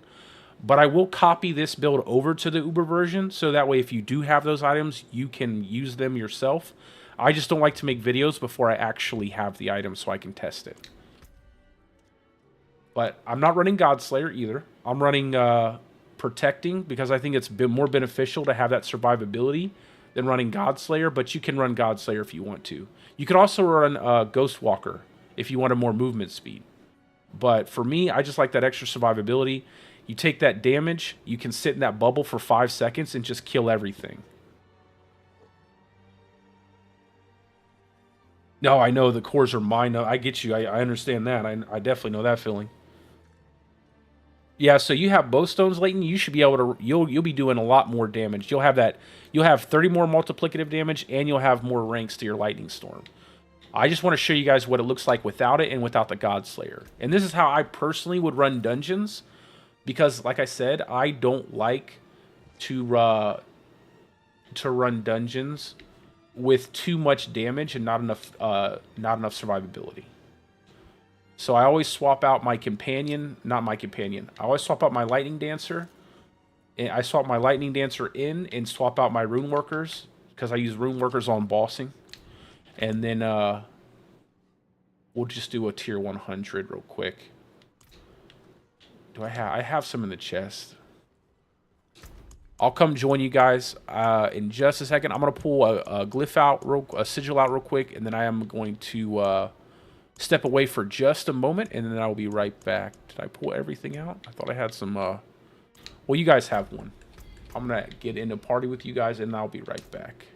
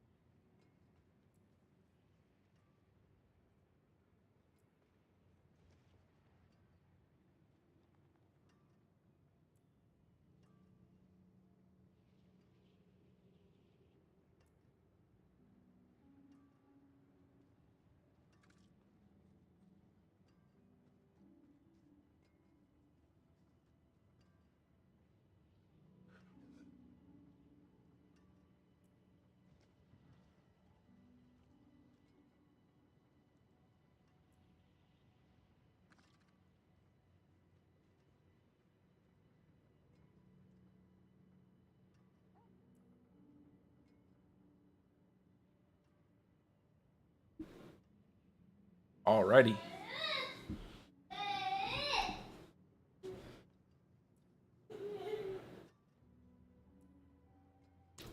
Let's get it.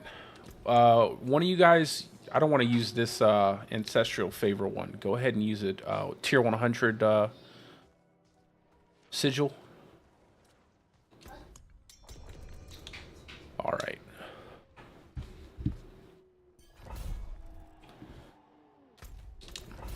Now you could probably swap out Exploiter for bossing, but you really don't have to. But you could probably swap it out for like Undaunted or something like that.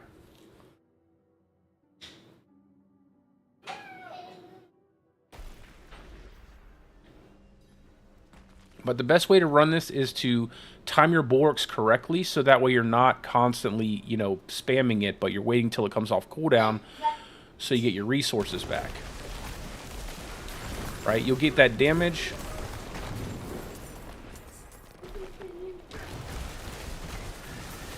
And then you'll also get your resources back from Bulwark. You just got to remember, channel it a little bit, then start pulsing it so you cool down your Bulwark.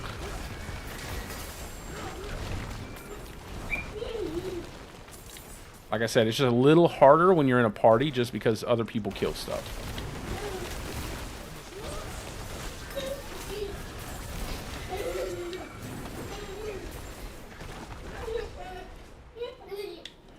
I pick up that totem. And then you also have your ulti available, so you can pop your ultimate and freeze everything up now and just burn it down. And you never have to use it except for when you're trying to, you know, kill an elite pack or something like that. And you'll just kill stuff super fast. Hey, you.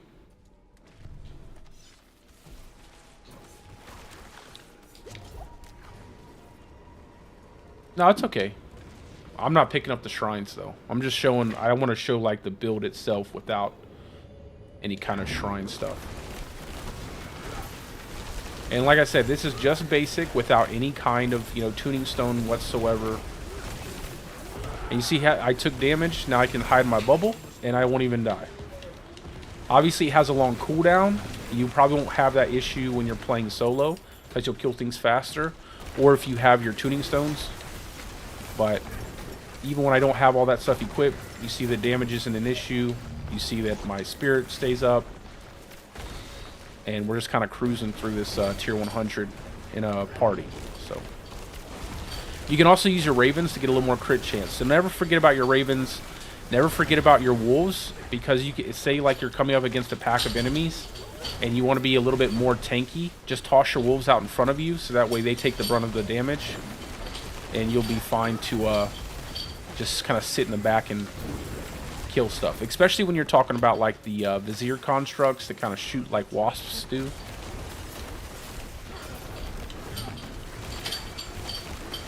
I just love Lightning Dancer.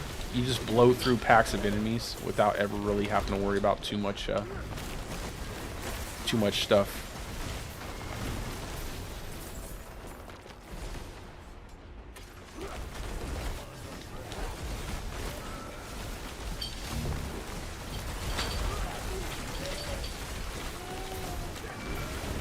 And we don't even have the Ring of Starless Skies yet. So when we get the Ring of Starless Skies, it's going to make, like, you won't even... Like, there's no way you could possibly have resource issues at that point.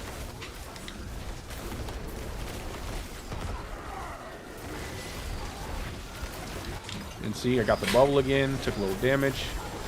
I didn't know there was a butcher. And then you also have your poison creeper if you need to use it. I don't have Height and Malice on because there really isn't any way to, you know, poison up enemies that easy. But it is there for bossing because you still get poison on bosses pretty easy. And you can also get poison on enemies. If you get surrounded, you throw out your poison creeper real fast and you run back. You can do stuff like this, then jump back and then start casting your skills. Because I do still have Pack Leader on here. And Pack Leader obviously is really valuable for cooling down your poison creeper. See, I'm getting damaged. I can pop my ulti. I don't have my shield on cooldown, but I do have my ultimate up, and that'll help kind of alleviate some of that pressure if you find yourself without your bubble up to avoid damage.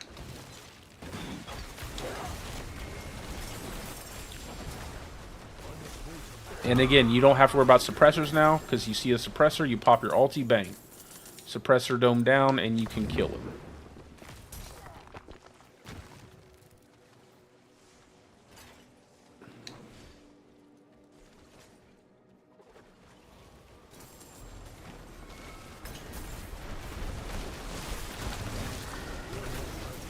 And then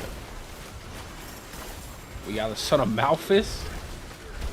Whoa. Okay. We have a Son of Malphus. We no longer have a Son of Malphus.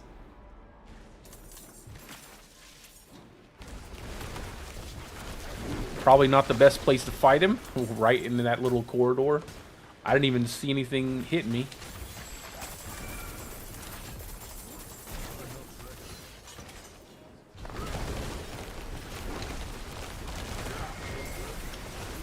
And I like the evade stacks, the evade charge stacks, because you get a lot out of them, especially with Lightning Storm, just because you have to channel and move. It really helps.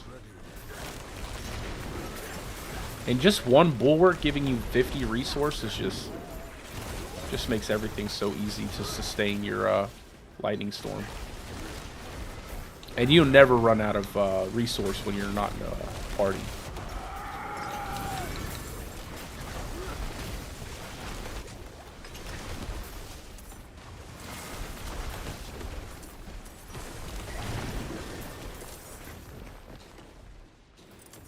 That Malphus, I should have had my Stormclaw there. I always like to sit right here for the poison.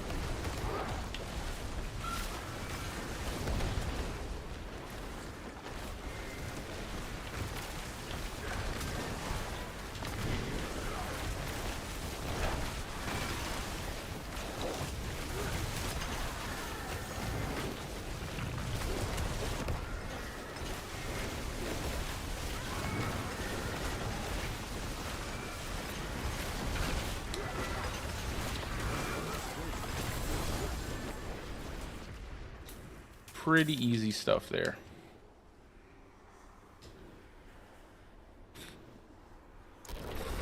But that's how I have it set up now. And I think it's going to stay like that. I like the exploit. I like the having that, just that small moment where we can kind of get that vulnerability up on enemies in dungeons. Everything else doesn't matter to me too much. I wonder what that helmet is. Probably not a uber unique, I can tell you that.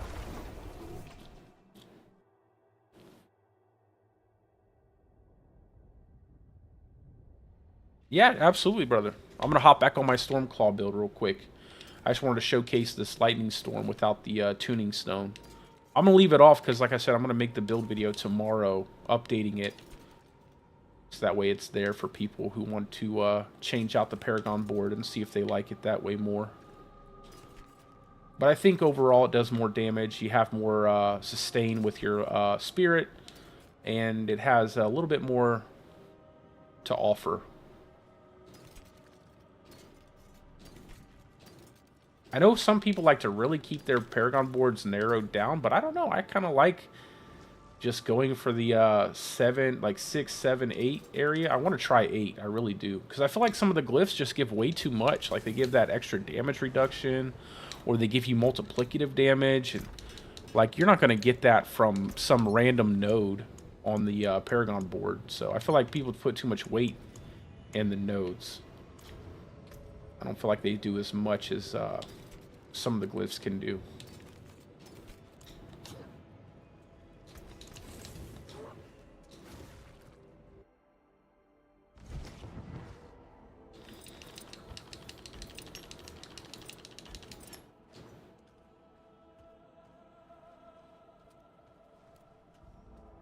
Yeah, that's Starless Skies, man. As soon as I can get that bad boy, I'll be very happy. I'm going to keep this because I need another aspect. Overpower, damage while shapeshifted, garbage.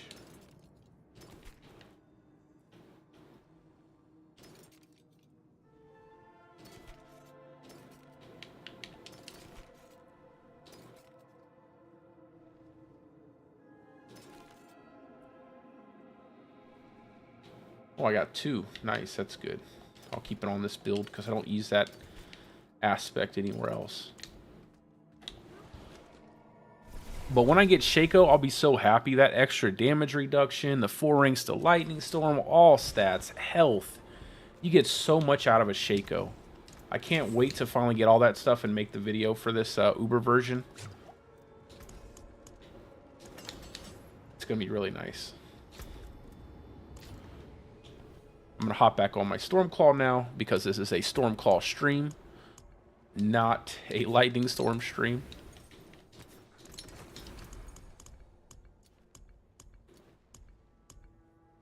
Okay. Be right back. Always forget sometimes when I'm using the controller. Alright, this is my hardcore Druid. I'm going to be playing this tomorrow. So, I'll probably make the Stormclaw, the Lightning Storm update, and then I'll probably play some hardcore.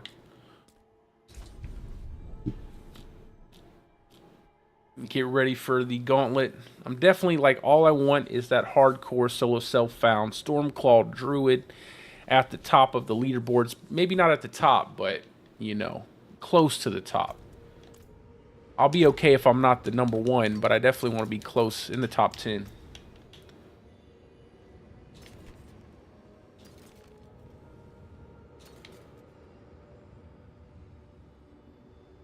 Damage reduction from distant enemies, damage reduction.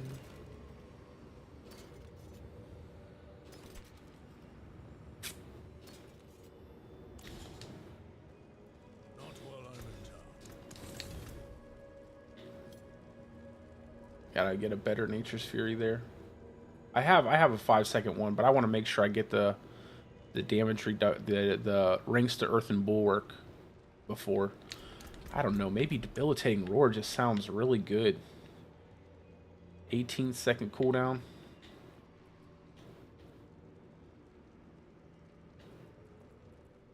What do I got here? Quick shift, 18-second. I think that'll work really well. That's a lot in my defensive skills, but I feel like it's worth it. I feel like it's worth it. Hey, if you guys want to do any bossing as well, if you want to do any Malphus runs, let me know. I don't have a lot, but I have some. I'd love to definitely try out some boss runs on this setup in a team. I have a pretty decent amount of living still. I just don't have all the mats farmed. I have 19 Ignis cores. 20 Ignis cores. I have way too many Distilled Fear. I wish we could trade Distilled Fear, man. Alright, let's do some more nightmares. Let me know if you guys want to do some bossing.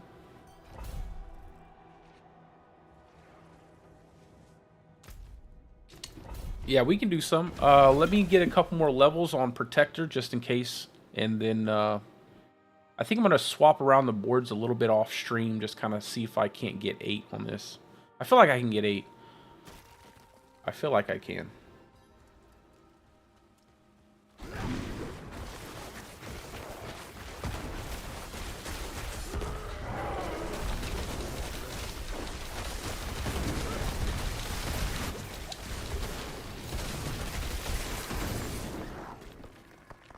And the cool thing is you can, to make your Seneschal give you Fortify, so you can like put like innate bulwark on. It doesn't really add a whole lot of damage, but it adds some damage. And you can mark up more enemies.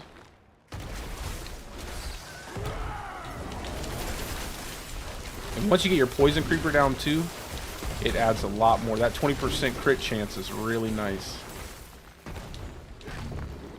And then for bosses, you want to use Ravens. So for bossing Ravens, and you won't have any issue. You get a little bit more crit chance there for bosses. The Shred Boulder. Yeah, definitely. Well, I want to take a look at it. I want to see what it can do. I actually want to run it with my bear, my Boulder Cane bear, to see. I just have to get, like I said, I got to get the axe and I got to get the totem.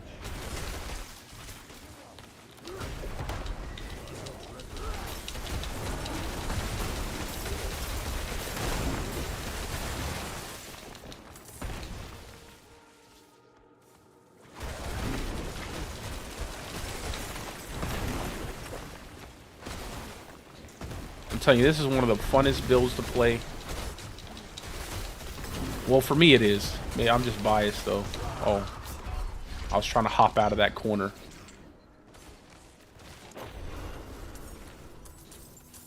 Hold on, I'll come up there real quick. I didn't want to pull everything. I wanted to pull everything into here, so I could pull it all together.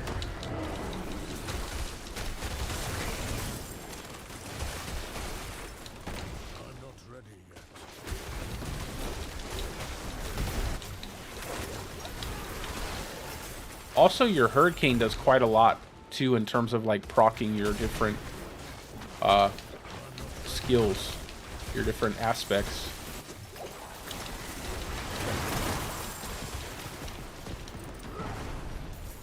And when you get that double proc on your ultimate, it does a lot, man. Just because of how much the lucky hit, how high the lucky hit is on Cataclysm.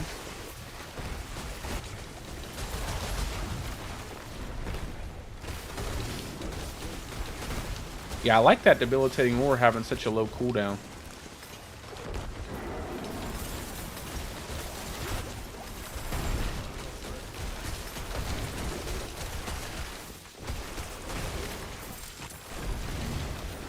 I would say it does a fair amount of single target damage. And again, I don't have the tuning stones for this, so with the tuning stones I do even more damage. Like 30% more multiplicative damage.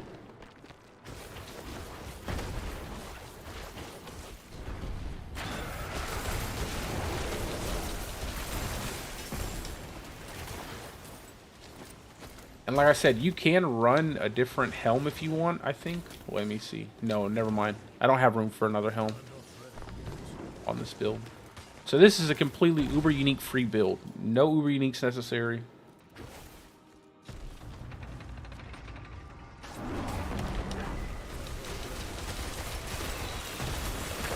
Just a couple uniques and you're good to go. Mainly Flicker Step. Outside of Crone Staff, Flicker Step is so important. Just so you can cool down Petrify. Once you get a good Flicker Step, like you get a 4-second Flicker Step, you're going to have so much in terms of damage, survivability.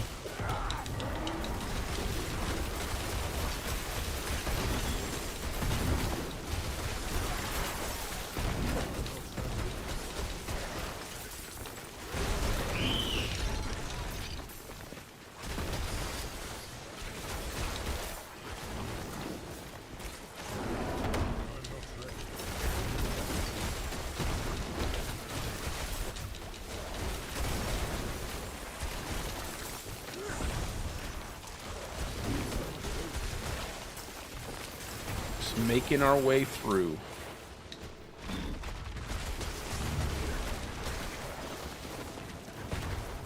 You guys could stay over here on the side if you want to, and then zap everything from on the outside, and I can stay in the center.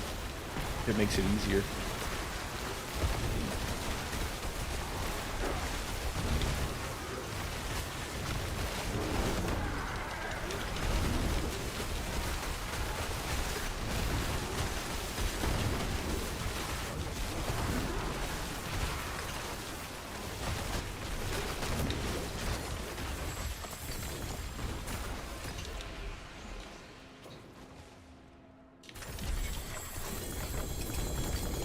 I still haven't gotten anything from like Uber Uniques from doing any outside content. Let's get this all the way to 15. I'm not ready yet.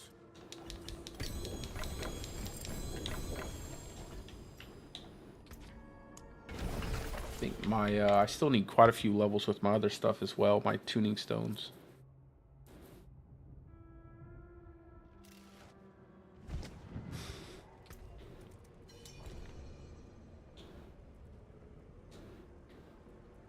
Let's get rid of this.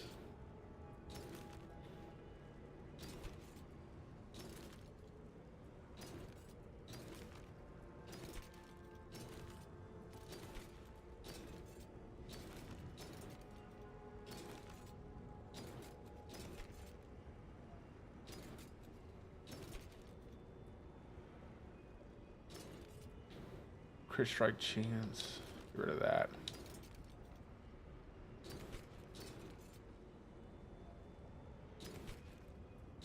Man, I really wish that T-Bow's Will wasn't so valuable. Like, it's way too powerful. I feel like everything if you don't have T-Bow's Will, you really feel it. Like, are you going to swap to your Boulder Cane shred build? I think that'd be kind of fun to watch that interaction between Boulder Cane and the Stormclaw build. Let's go. And then I'll swap over to my Boulder Cane Bear build.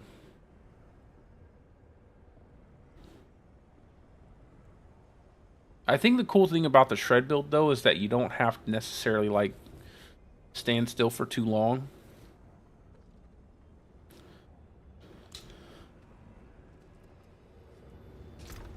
And you can teleport with your boulders. I wish I could put trample on my bear build, but it can't have trample. It needs like both of the debilitating roar as well as earthen bulwark.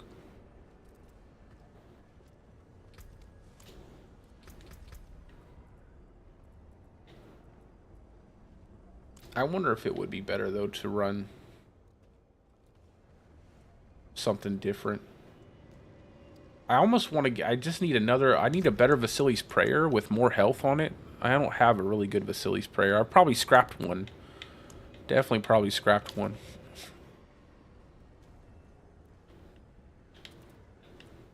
I'm just waiting on you, brother.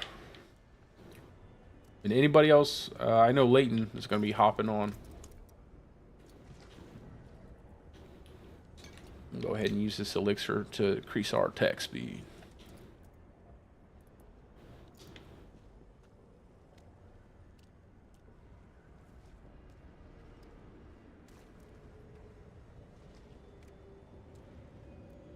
Hey, the Drunken Master. That's what I named my Boulder Bear. That's funny.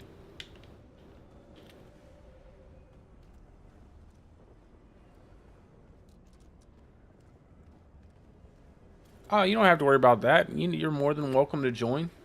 It ain't none but a thing. It's a lot easier, trust me. It's a lot easier to run because I'll be pulling everything on top of myself. You don't have to worry about too much. Like the Heartless Drunken Master. You're definitely no Jackie Chan, I can say that.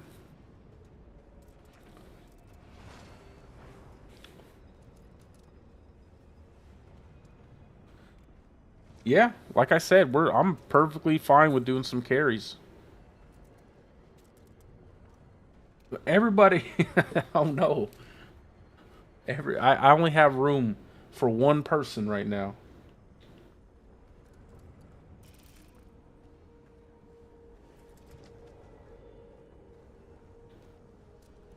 I can only say whoever asks first after I get after Clark gets back in the party.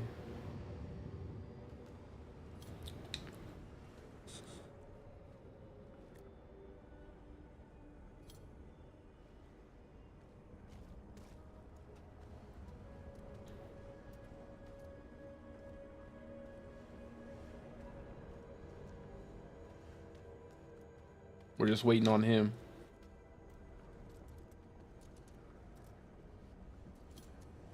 Oh yeah, I know that. I always look like he looks like a mad scientist. I want to go farm up some hell tides while we're waiting on Clark. I cannot do that here.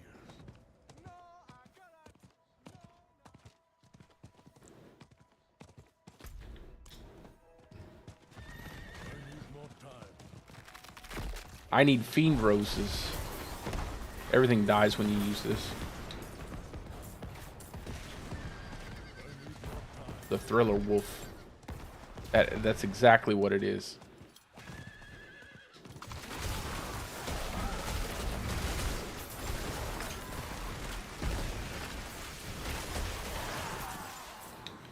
You could probably, honestly, if I swap Mad Wolves in, and then swap that in, run a little faster. I'm not ready. My battle tag is in the description of the stream if you could send it. It's much easier for me to get people in the party that way.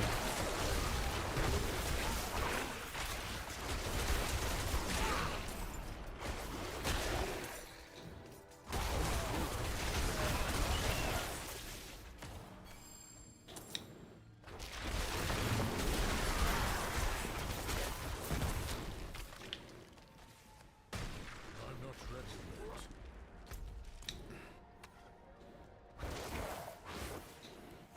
You coming back, Clark? Where you at, brother?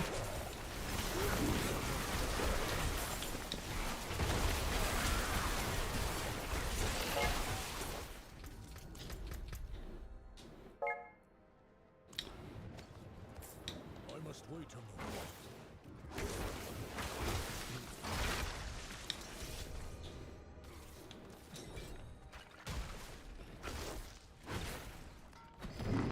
Let's get a...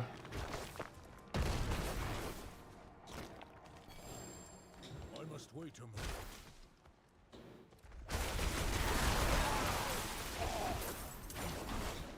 Because I want to get into doing some dungeons. I don't really want to run around Helltide too much. I can do this off stream. This is... I just want to level some glyphs up, man.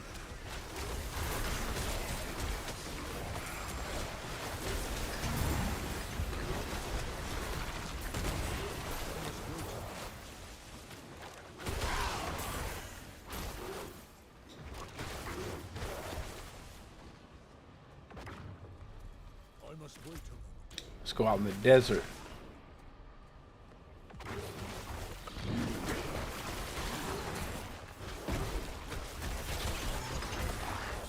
I don't know if Clark is where he went. I know he said he was swapping to his bear. I must wait a moment.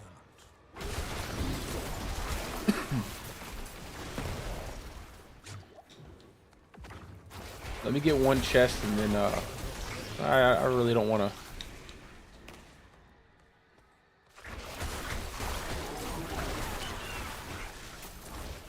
Let's just go back into a dungeon, man. I don't want to do this right now. Let me just put my stuff back on. Was I using this helmet? I gotta take one of these out of my inventory.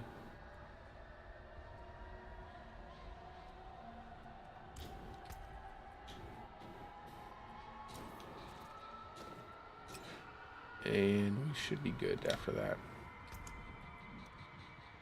Let's do... Well, we're gonna level you, so we'll do Ancestor's Favor.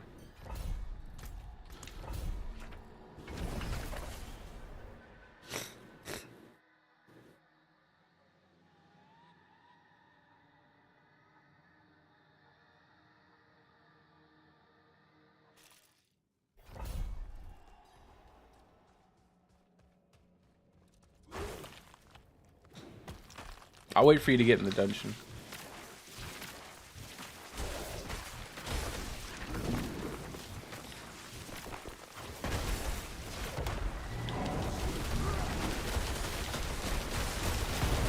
It's so weird how sometimes it seems like the shielded enemy never gets pulled.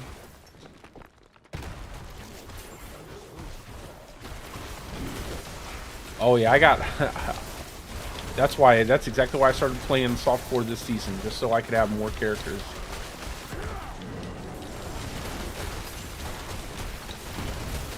Hold on, I'll get these guys cleared out real fast.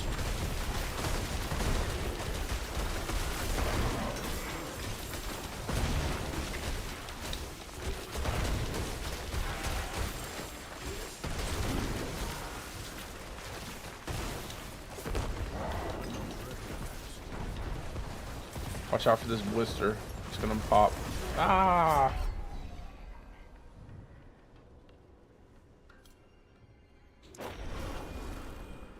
That's alright. Okay. Let's get the show on the road. We gotta do better.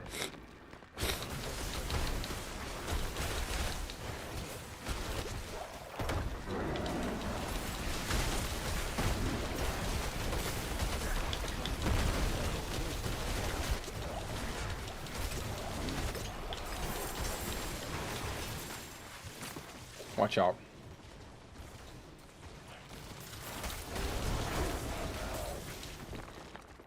If Clark isn't back by the time we're done with this dungeon, we'll get someone in the party.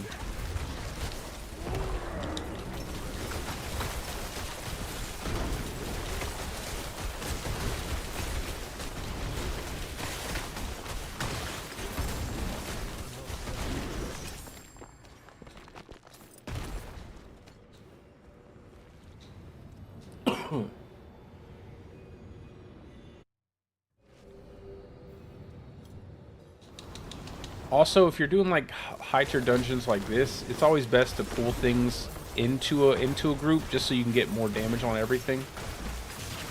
There's a conduit shrine up here, so you can get more XP. You're free to come to the shrine. Grab the shrine up.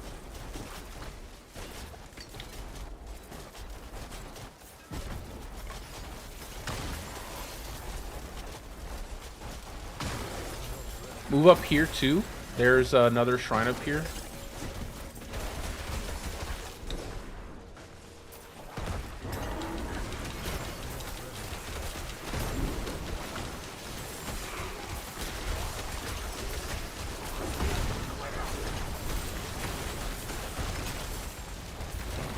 Uh-oh. Got, oh.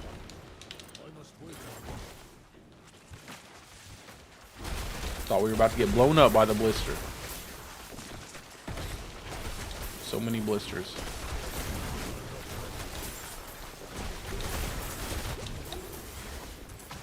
Trying to get to enemies so we can get you more levels.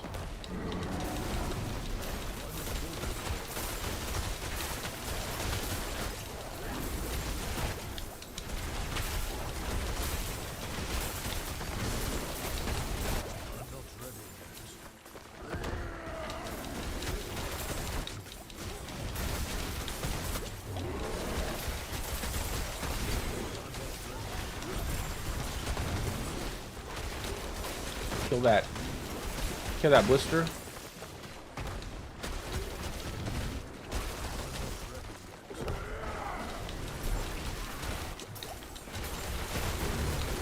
This is actually kind of nice because I can actually use my flicker step more effectively when you guys aren't melting everything.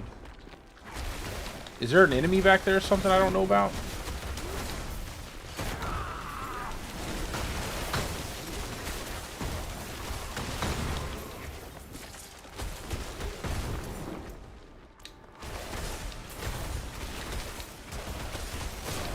Oh, I think that was three. I think that was three different hits from one of the scorpions.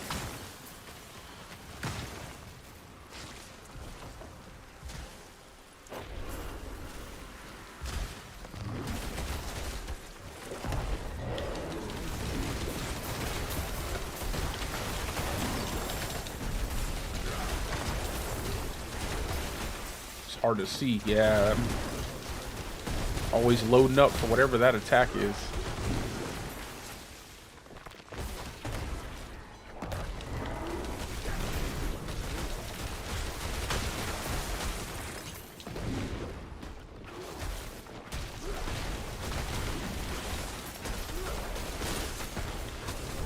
Oh my god, dude, I ate that right to the face. Whatever it was, it hit me for a lot of damage.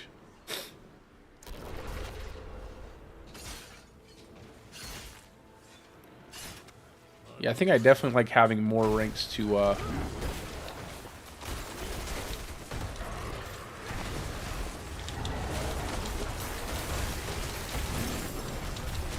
debilitating more. Definitely helps cool it down. Once I have the extra 4 ranks from the pants and 4 more ranks from the tuning stone, I think it'll be really good.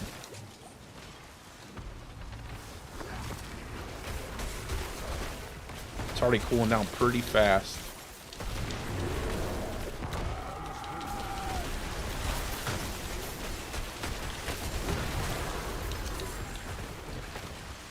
Alrighty, there we are.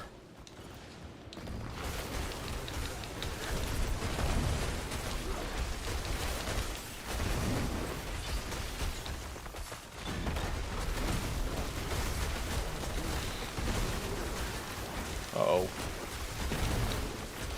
Well, I'll do the trick here. Best thing to do is to run around the room in circles till the 30 seconds is over.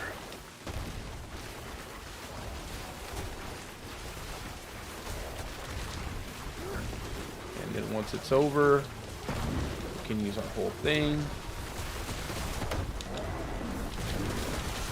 and kill it all.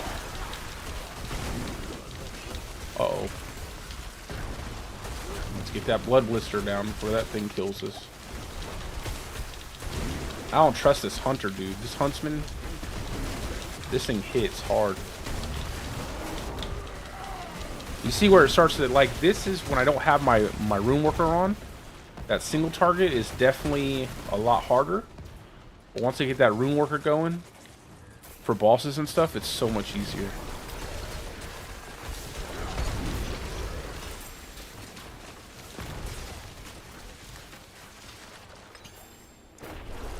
But just you see how fast I burned all that stuff down, and that was a 4-man party, and I did that by myself. So I pulled all that. It had way more health than it normally does. So you can imagine when you're playing solo with this build, I don't think damage is going to be a concern. Like, I just don't feel like damage is going to be a concern.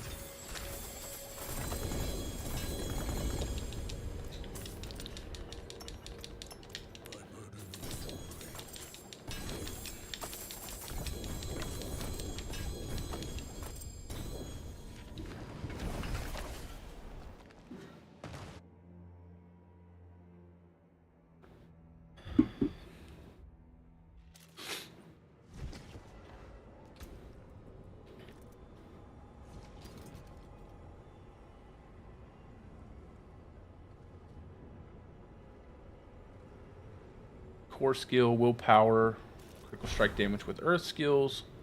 Pretty low roll on that, but I'm gonna keep it. It's pretty nice. Nah, I think the other axe is better. Alright, let's see this shred boulder build. I'm excited. I've seen videos of the shred version, but I haven't seen it in person.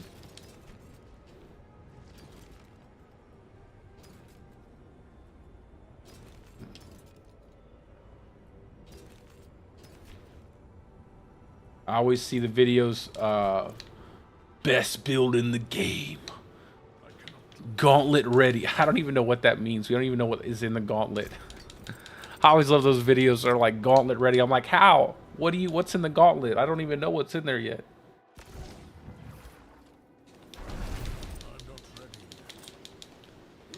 It's like, this build is ready for content. We don't even know what's coming, but it's ready for it.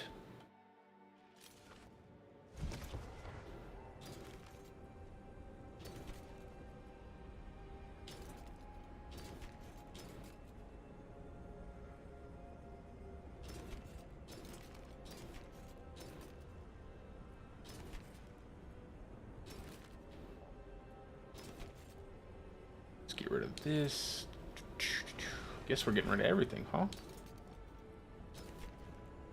I just needed to get a nice totem, I think. A nice totem for the Boulder Cane Bear. Okay, here we go. Let's go. We're gonna do, do I have any ancestor ones? I got one for you.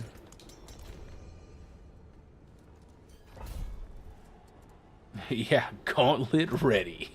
I'm like, I don't even think Blizzard's gauntlet ready yet. So I don't know how your build can be gauntlet ready.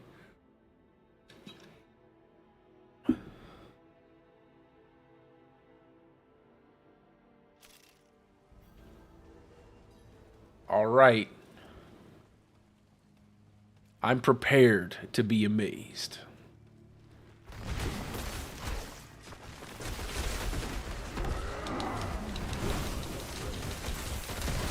I don't think our builds are going to mingle well together.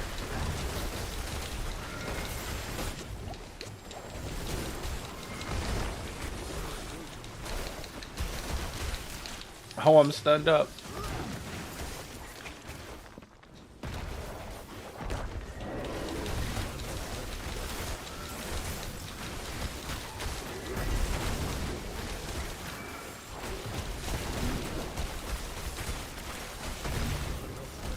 I see the man coming. The boulder man cometh.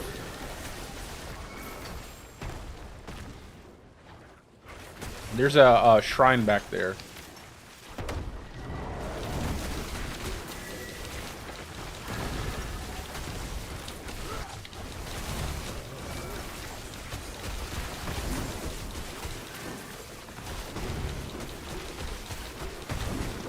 That single target, man, when you don't have your room worker on, that single target is not that good. Oh my god. I think I just died to somebody else's death pulse.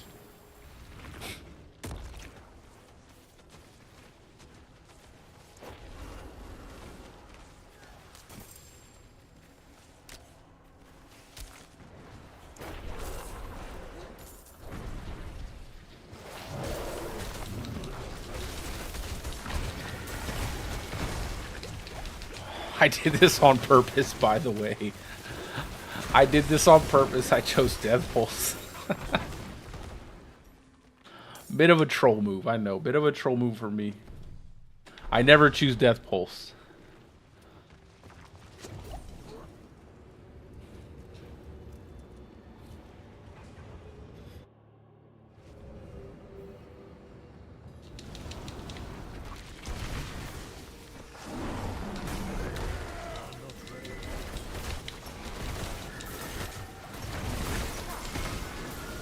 Oh my god.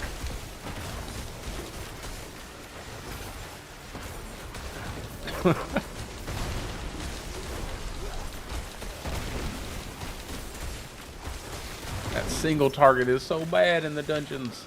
Let me go pick them up. Keep going, keep going. Where you at? It's changed where you were at.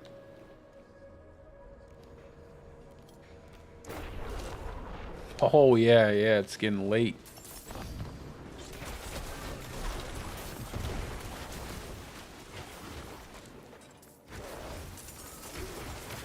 Oh, that fire word. Watch out for that fire word. It's coming.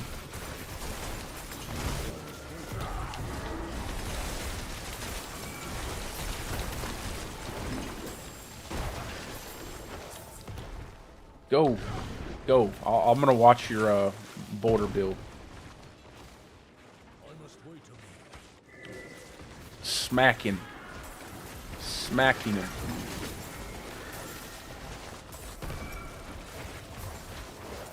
I wish they need to increase the size, the reach of boulder. Like, I feel like it's just too it doesn't hit things that are too close to you. You have to always back up. Like, if it should not be the case that if you're really close to someone, they're not getting hit by your boulders. You gotta gauge this like perfect distance. Oh my god. Even through my the whistle of death. I can't even see.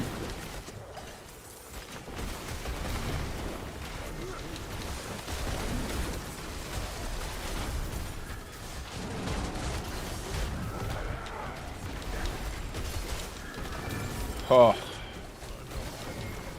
By the way, never play this dungeon modifier with a melee build.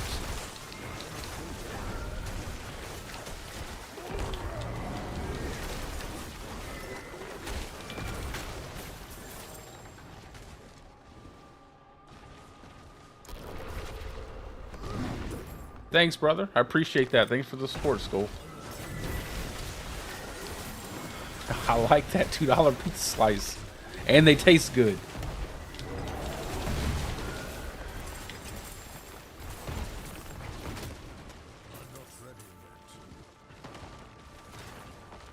It's been a minute since I've been to Costco. In a minute.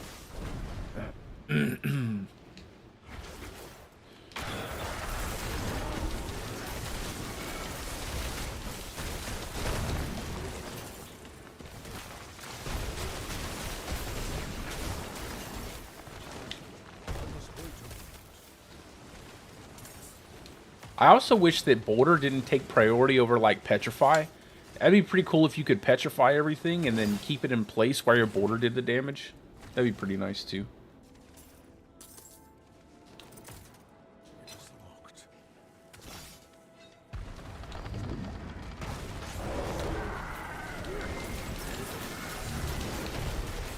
Oh my god, dude.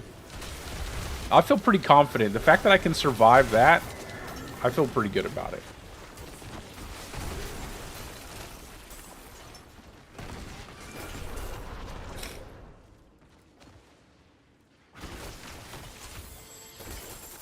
Because I would never run this modifier.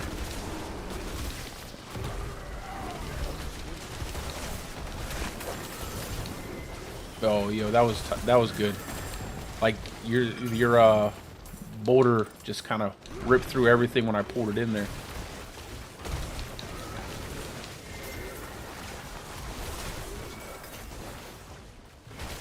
There's another shrine up here.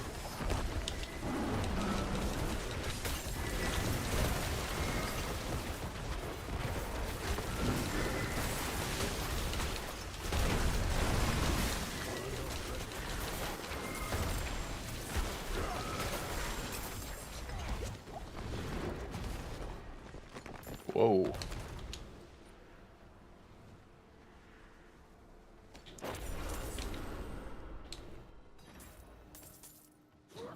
I'm not ready yet.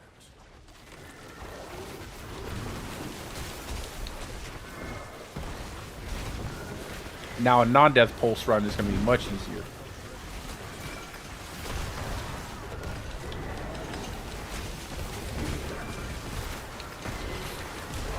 Oh my god, I couldn't even see.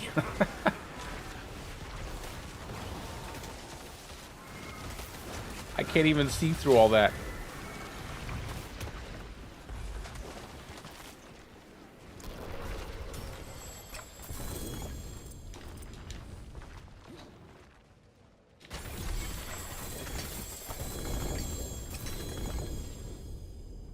Alrighty, there's that, and I think that's the last. Yeah, that's the last glyph I want to try out. So, I think the best one to start leveling to 21 will be territorial.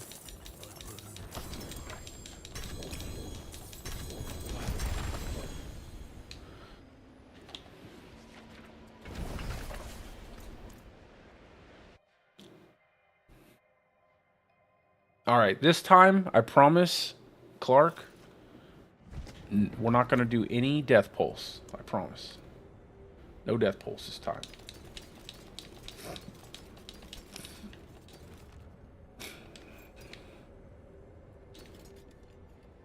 Not armor breakers either. Or melee defenders. Holy cow. Armor breakers and melee defenders? That's painful. Here we go.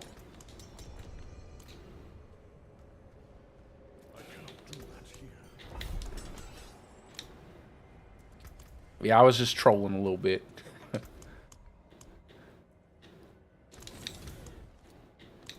Let's see. Get rid of all this stuff, because God knows it's probably all useless for me right now.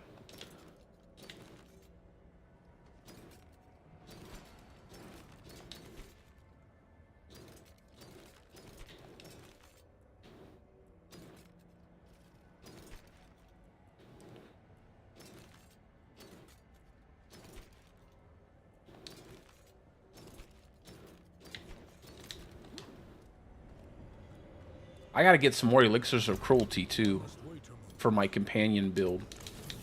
I hate the fact that you have to run elixirs on that build, but ain't no choice. Lightning, vulnerable. I can put this on my let me go ahead and keep this. I can probably use this for my light. I'm thinking about not running lucky hit on my lightning storm build, so I'm gonna put stuff like this without lucky hit on there.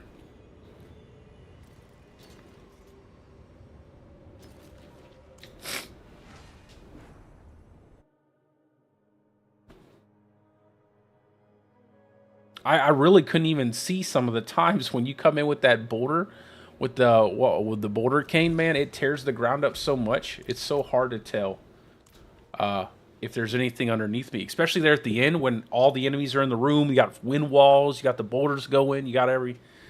It's like I can't even tell where things are going.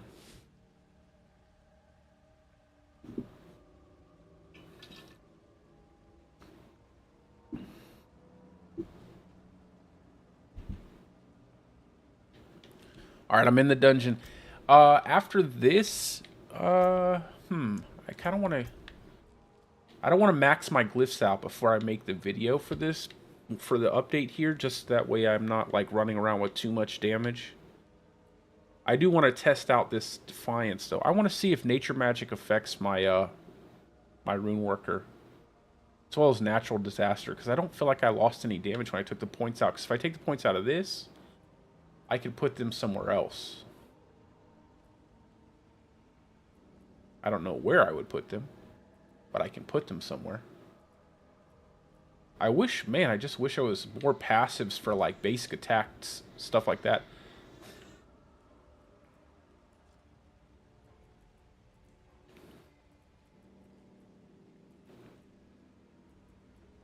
I also need to see if nature magic in my Paragon board. I'm going to do quite a bit of testing to make sure this is all right. I'm going to start, guys.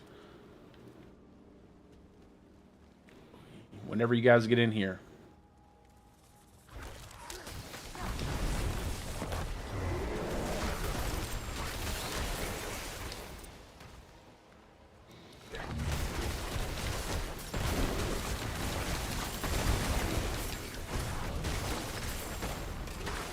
Oh, my bad. I'm not even in the right dungeon.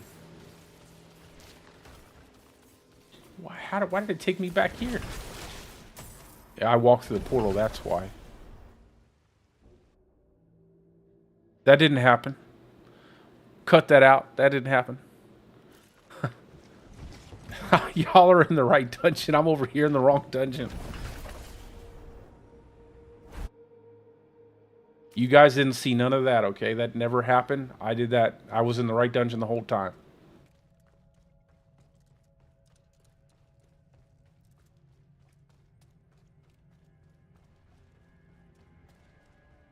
All right. As long as we can agree, no one saw anything. That did not happen. Good Lord. I'm not ready yet.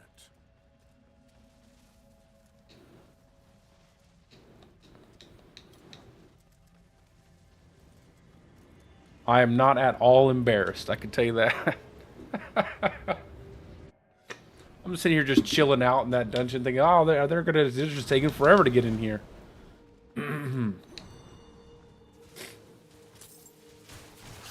And then I even just teleported in instead of taking one of you guys' portals. You're almost done. Welcome to the walking simulator, guys. What is this, Death Stranded 2?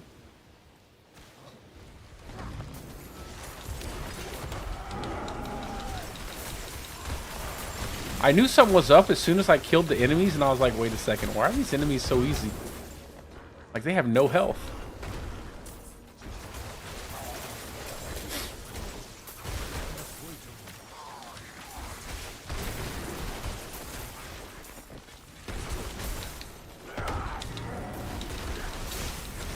Yeah, that's more like it. I'm like, that makes it feel a lot better.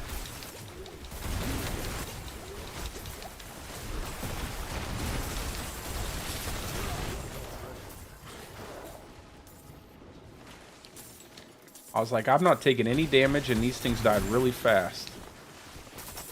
I'm not ready.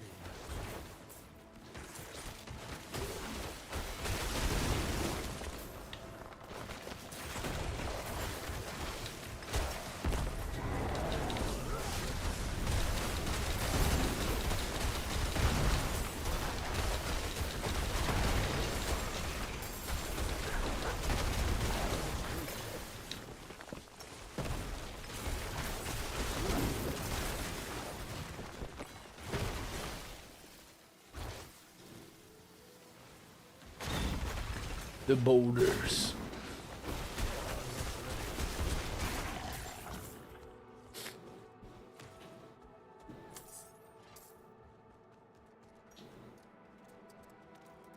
I hope we get Son of Malphus in here.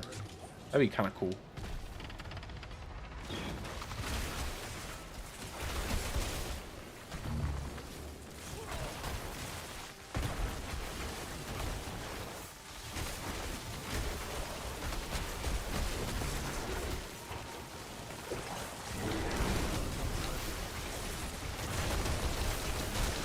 Oh no.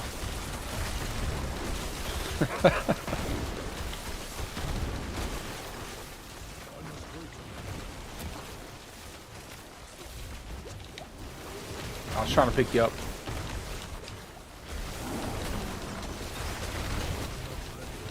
It's so weird that you don't get XP like that in this area. Gloves. That was RNG that killed you, Sky. So, like, I pulled all the enemies, but then I cast a skill and it cast boulder and then pushed everything into you. I'm like, usually that happens too. When I use my combo, there's for some reason it always casts a boulder or something.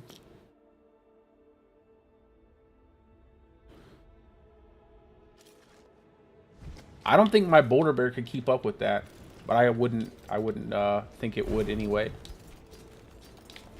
I'm gonna get on my boulder bear real fast.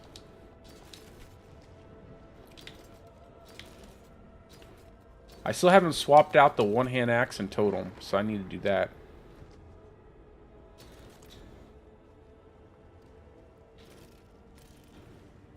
Yeah, but I don't think I'm going to be able to keep up with that shred boulder. It's too fast. Maybe if I put more movement speed on. I don't have the tuning stones or the Ring of Starless Skies either. I'll be right back.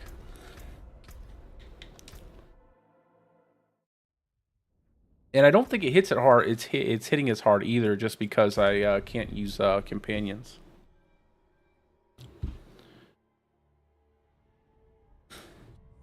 Yeah, I always run out of souls.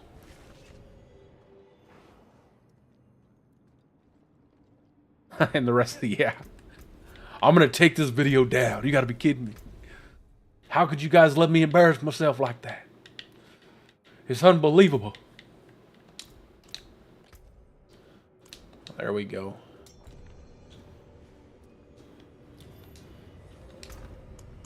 I think, let me pick up the axe out of here. I don't have another totem, though. Let me see. It's kind of pointless to pick up the... Oh, I do have a totem. I have a totem. And... start with this axe. Do I have... I need to make sure I have accelerating aspect.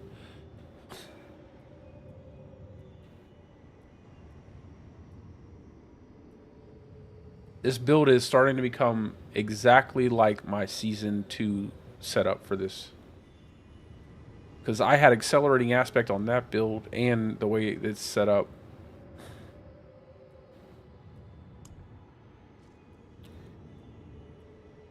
Oh, there we go. How many do I have? I'll just take that one.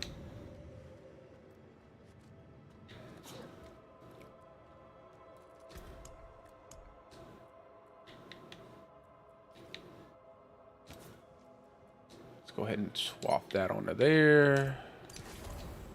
And then I need a metamorphic aspect. I think I have one more. I know I have a couple. There we go.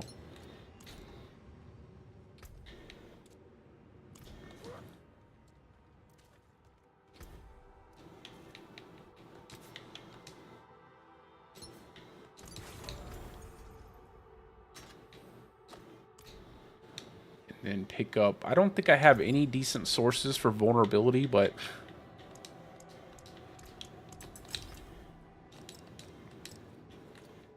I'm going to keep my staff.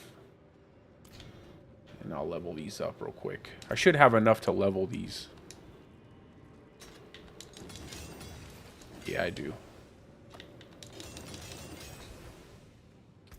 Alright, so we have... cooldown... crit chance, get rid of that basic attack speed. Hopefully get spirit cost reduction. I'll roll it 1 or 2 times. And then probably would like to get...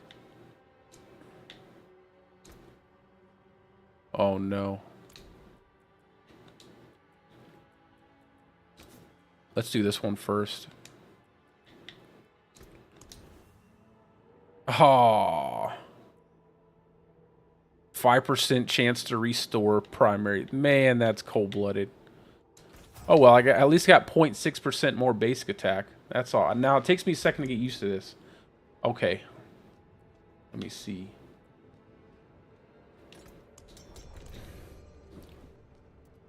You're going to be speeding, and I'm going to be slowly waddling myself behind you.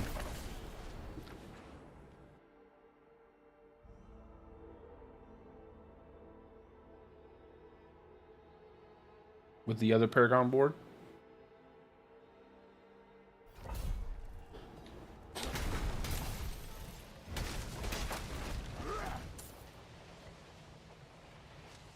It's a nice cooldown.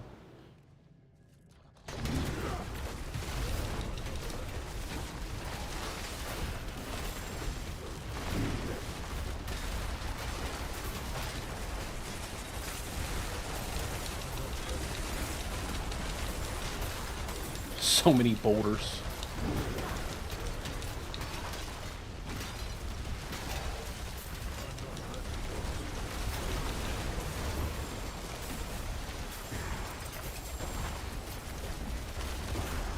So many boulders. Yeah. I did miss the accelerating aspect, man. That is so nice when you can crank out more boulders. So, like, you can tell a significant difference with that accelerating aspect.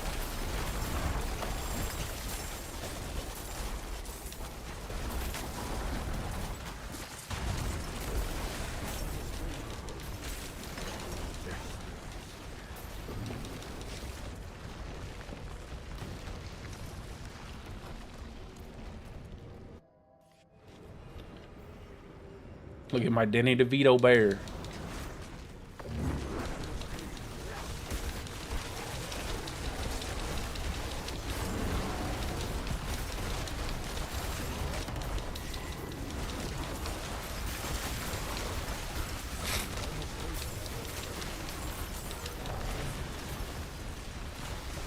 This is where my build will fall off. If I'm too far away from enemies, it takes me a second to get everything back together. But I wanted a dedicated bear build outside of just pulverize. So I think our guys, go ahead and respawn. Go ahead and respawn, guys.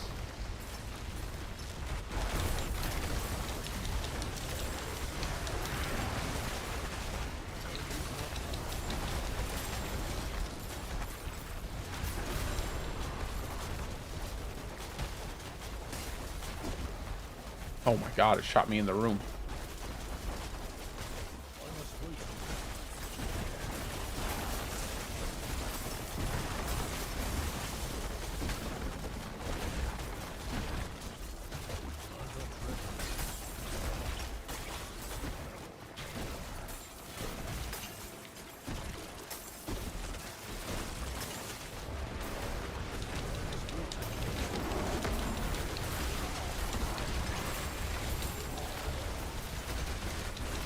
You gotta love how it just moves everything all over the place.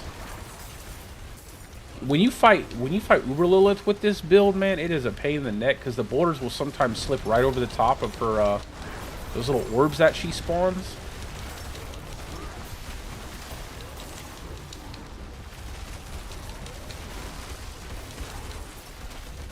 Do I still have the Fist of Fate on? No, I don't.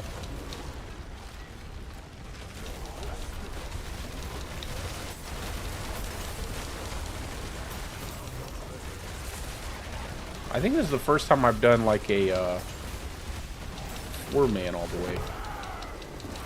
Look at how the borders just get caught up in the wind wall.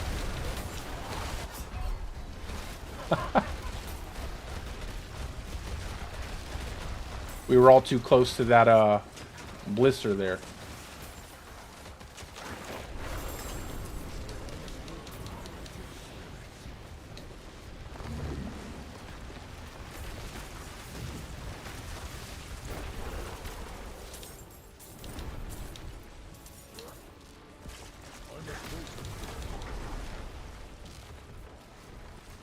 Are you looking for enemies?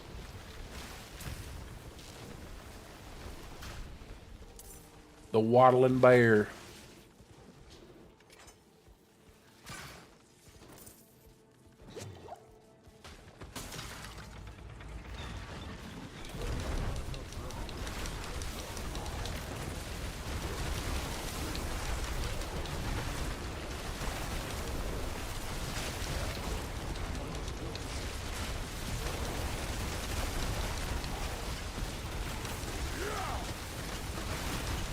I think we're knocking everything around too much.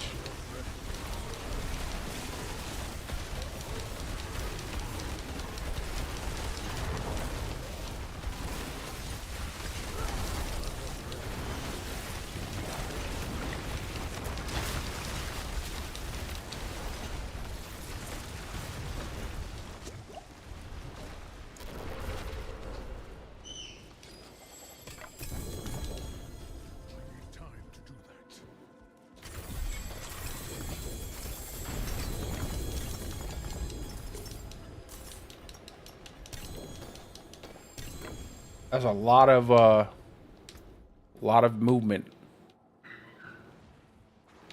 Let's see. What I want to level? I guess I was leveling the Guzzler and Tectonic just in case I ever put it on the build. think I could. I don't think I can pull any Paragon points out, man. I have so many. I think everything's set up as best as I can get it. I don't know if I can get another board on this build. I'd like to. I think one more glyph would make the damage a lot better. I just don't know exactly what I would do. I'd have to start pulling points out of all this stuff. Keep that. I'll see if I can figure something out.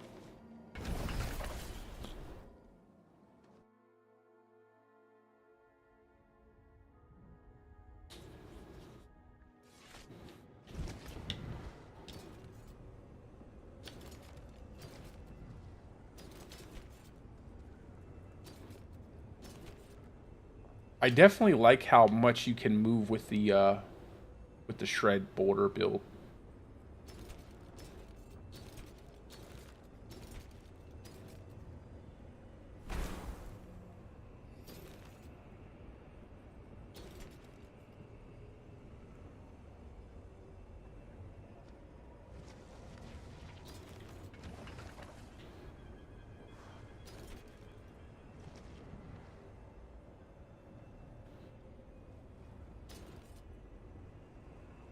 I don't need any of these things. All this stuff that can go. Actually, this one I could probably keep. That's a really good helm, too. I'm getting some pretty good helm drops for my companion build. I just have to have, some elixirs of cruelty. If I don't have any elixirs of cruelty, I can't run that build. It's way too difficult to run that build without that.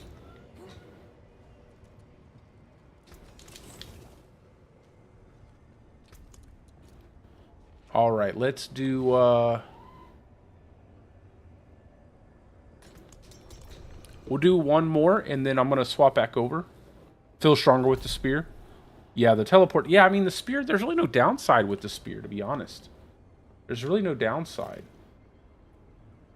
I could probably run the Lycander spear myself. I mean, I could probably take off retaliation, and I could probably take off accelerating, put metamorphic on my gloves, and run the spear myself.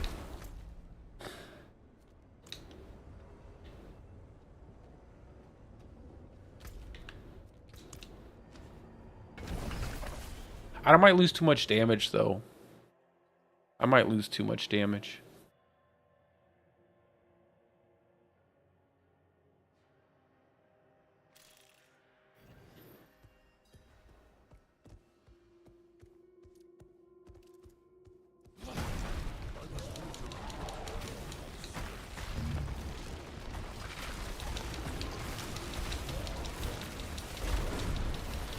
Yeah, mine will fall off sometimes, too.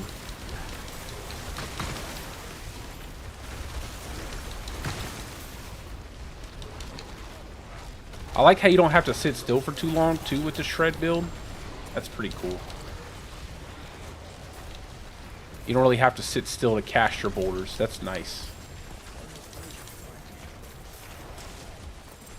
We need some more stuff on the bear, man.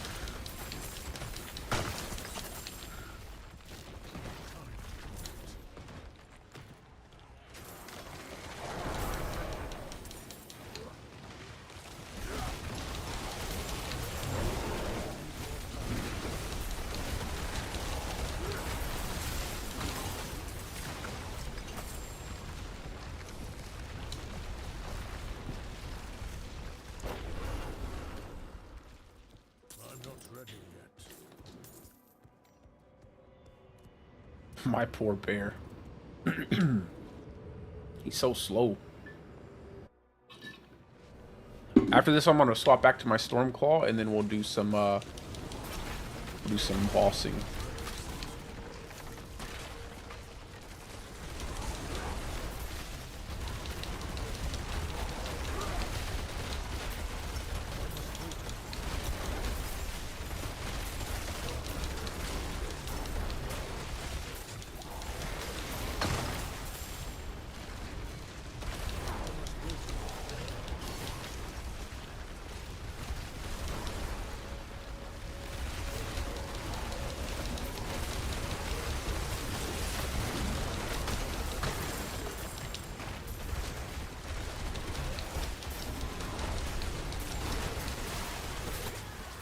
I think as soon as I get the tuning stones and the starless skies, this will feel even better.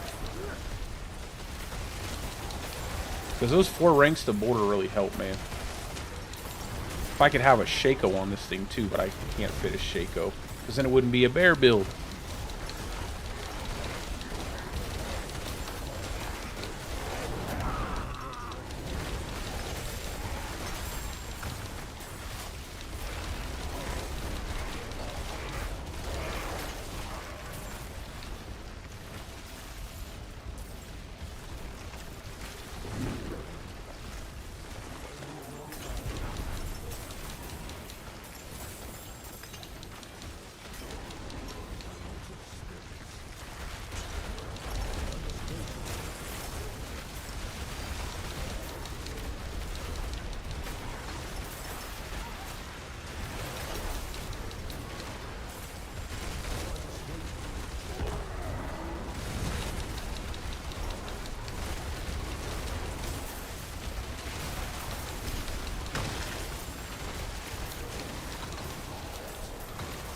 Yep, no problem. Nothing can get to us. So many boulders everywhere.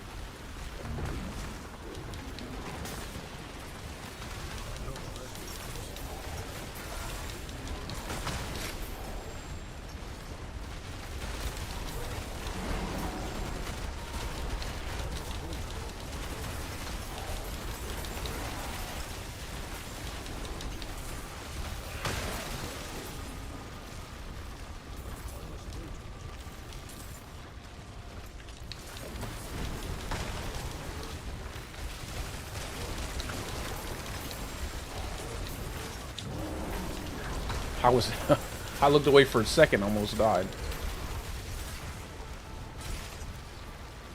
I want to put on the Fist of Fate real quick. This is such a funny,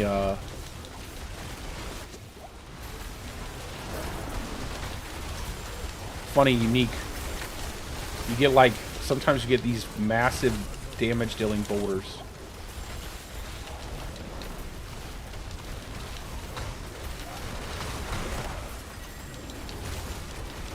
This actually might be better for a boulder, running Fist of Fate.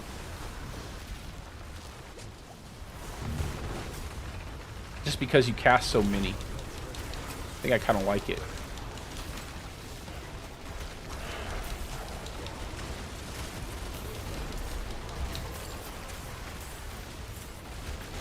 I don't necessarily think I need the gloves. There's nothing really special about gloves. Get a little crit chance, but...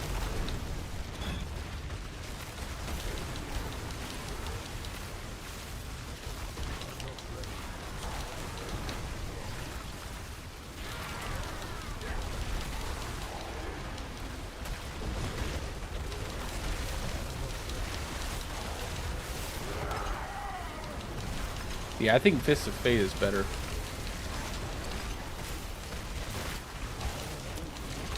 That'll be a change I can make. I think Fist of Fate works out really well. Sometimes you get like some poor boulders, but overall, like I think it hits. You get 1 or 2 good boulders that are hitting like a mill.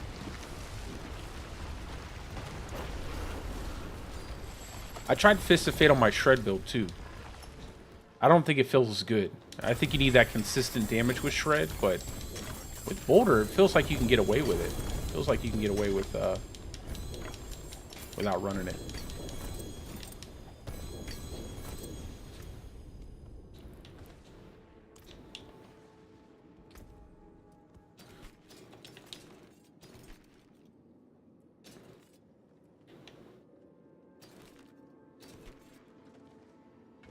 Ooh, damage reduction.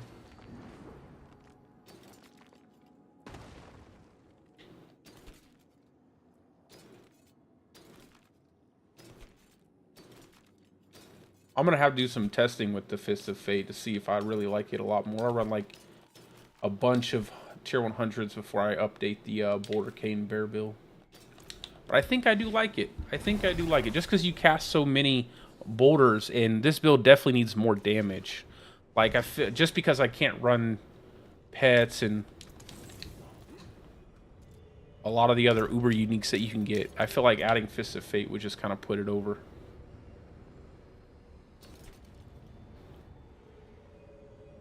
+1 instead of +2. Ugh.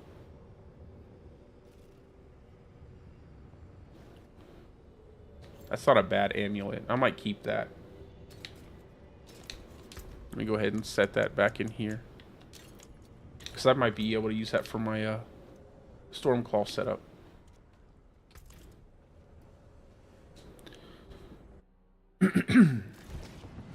Alright, let's do some Malphus runs, guys, on my Stormclaw. Because I definitely want to get a Genesis.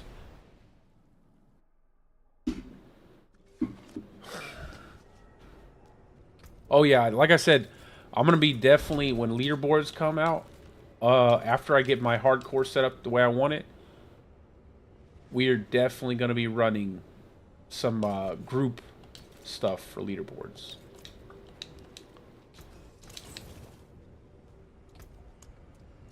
All right, I'll be right back when I get my Stormclaw.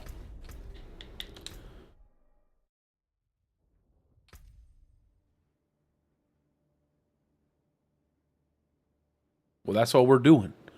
We're going to be doing some bossing. And I hope I get Genesis, because that's the only one I really want. I don't care too much about the extra ranks. I just got the wrong character.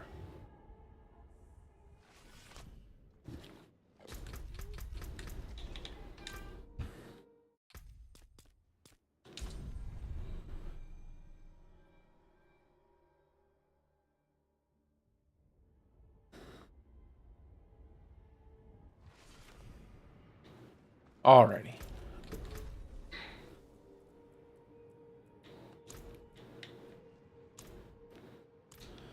Let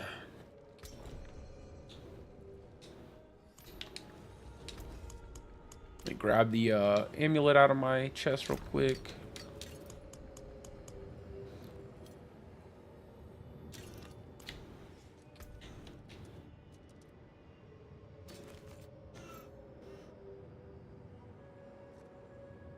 I cannot wait till they fix wild impulses. These two. Once they fix it, I'll definitely run wild impulses. Set that in the chest. I don't know if they'll fix it this season though.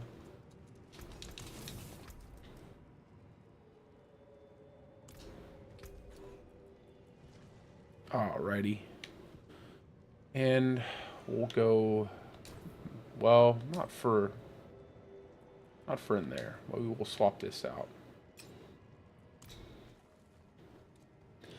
I guess there's some bug with it where it's not working as it's intended. I don't know exactly. I seen it in a post. I have to look it back up and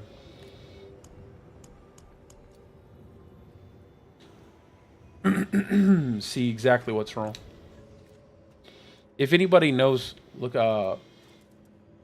post it out in the chat. 'Cause I don't know off the top of my head what exactly is the problem. I just know I heard there is an issue with it. All right, let's go do some Malphus runs.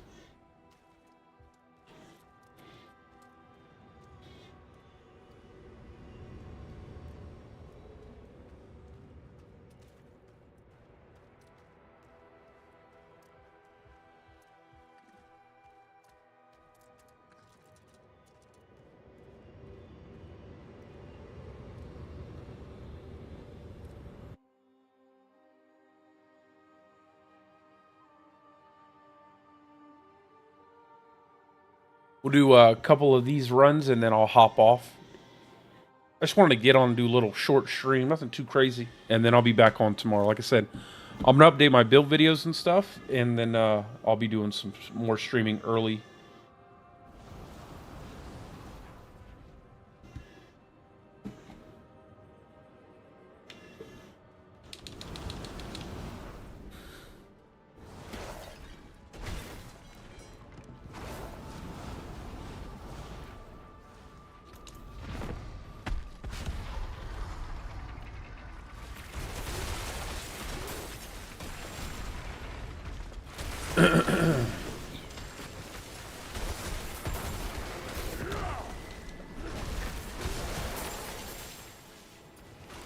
Leave them all sitting there.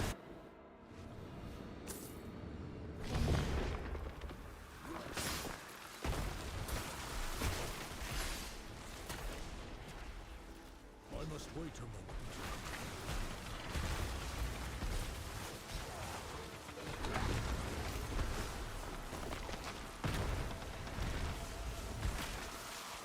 I must wait a moment.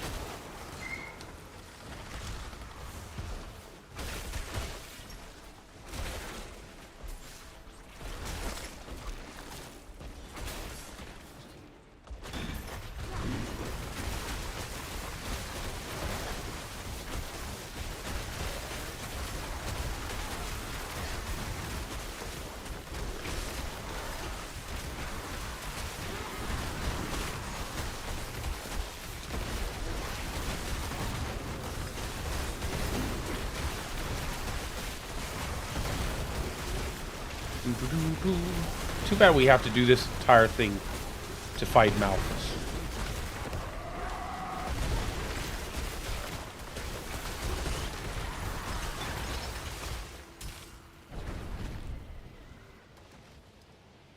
Oh, you got a butcher?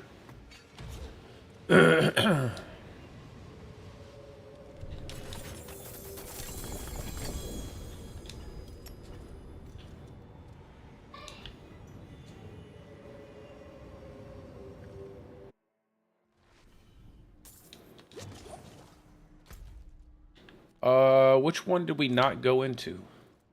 I'm gonna assume. Let me see if an enemy spawn here. I'm not ready yet. Okay, good. This one. I don't know. Which one didn't we go into?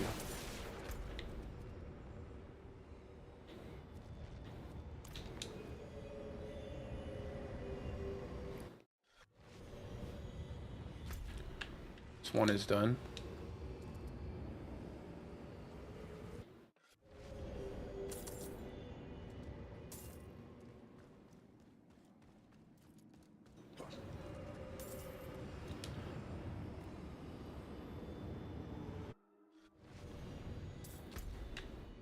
This one is done.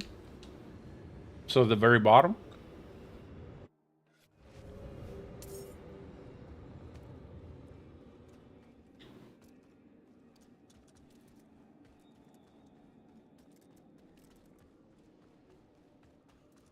Oh, you're already getting it? Nice.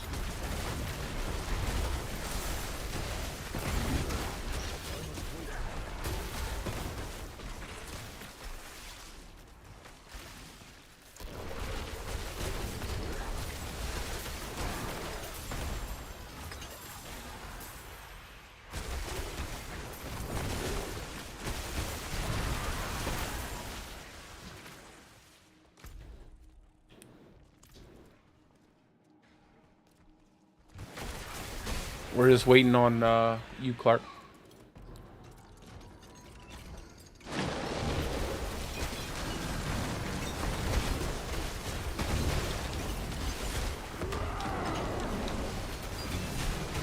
Hold on, hold on, hold on. Wait, don't kill the boss. Don't kill the boss. I don't know if he'll get. Okay. Okay.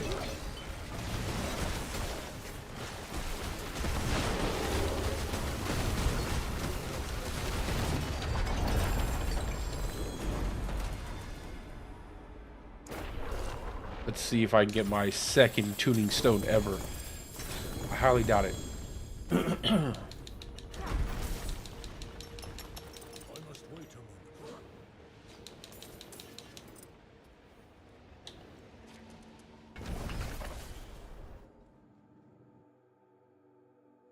No. No, it's okay. I didn't know you were doing it.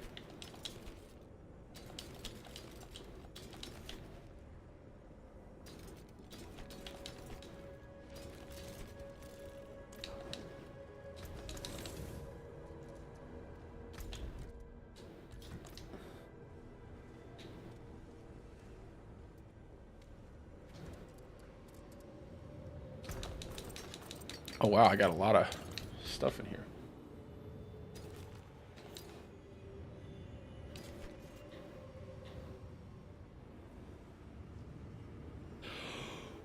Ugh.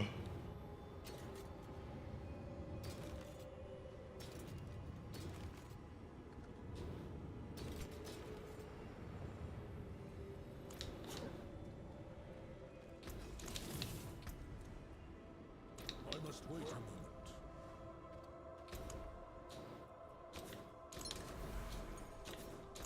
Let's go.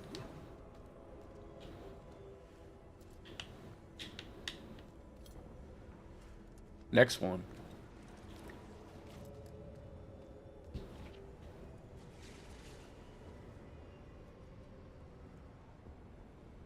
I don't have a party leader to reset it.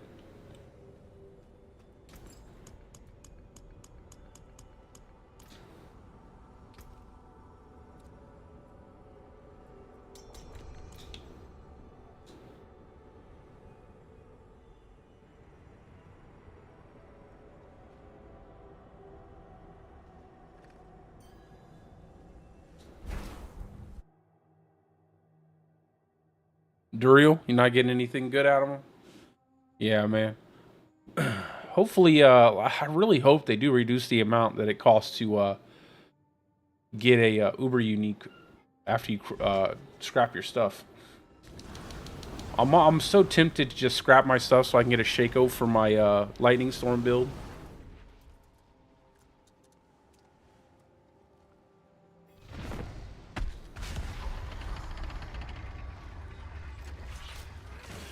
You go to the first one, Sky. Go to the first one, and that way you have more time.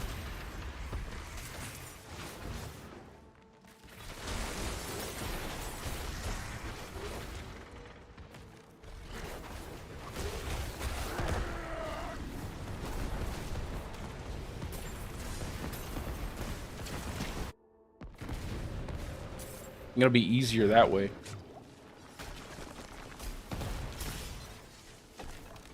We can take the furthest 3, and then that'll probably make it a little bit faster to arrive back.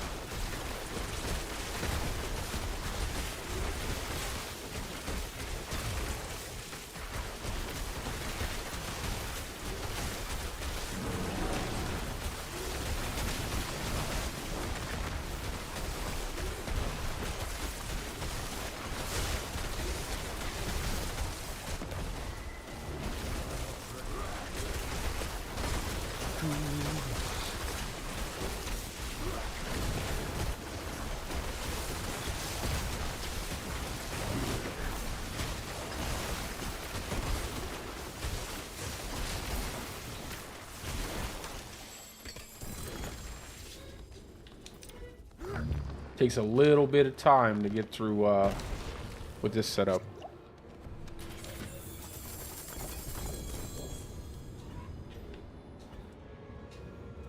I just want to swap the 2 different builds out every single time I want to do bossing.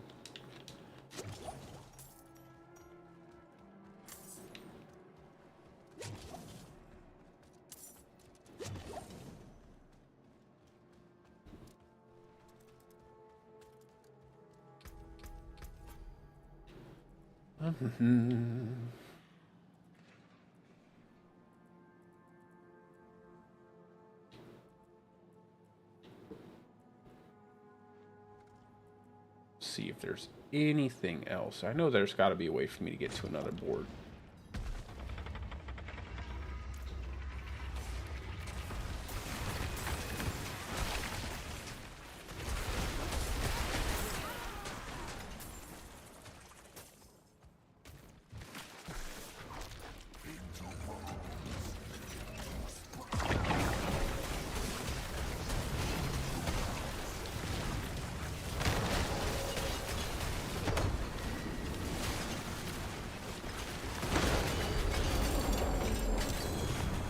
So fast.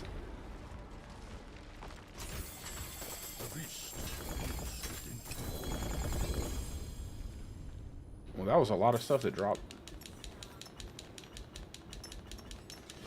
but nothing I needed. I must wait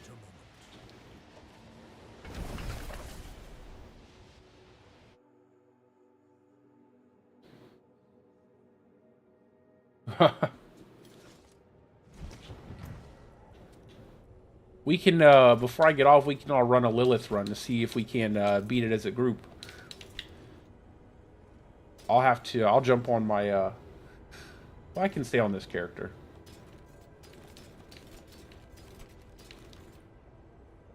I haven't yet beat Uber Lilith with a group of people.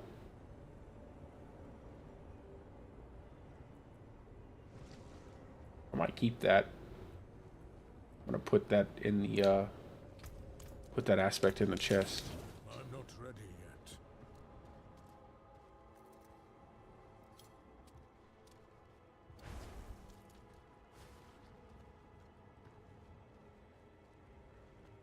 Oh, what'd you get, brother? What? What'd you get? Did you get the tuning stone you needed?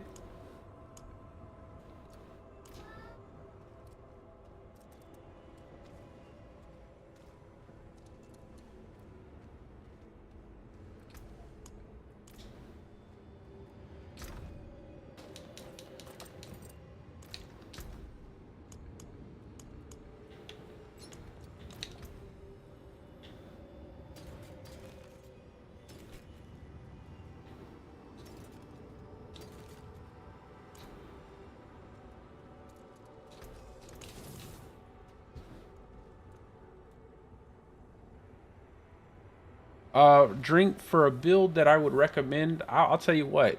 This shred border build that they have out is pretty good, man. If you're looking for something that does like my Stormclaw build, obviously I like that. I made my border cane bear build because I like the theme of having a bear build that does border cane, but it's slow. And I think the shred build with the border is kind of fun looking. It looks like it'd be a lot of fun. I just said that 2 times, but in reverse.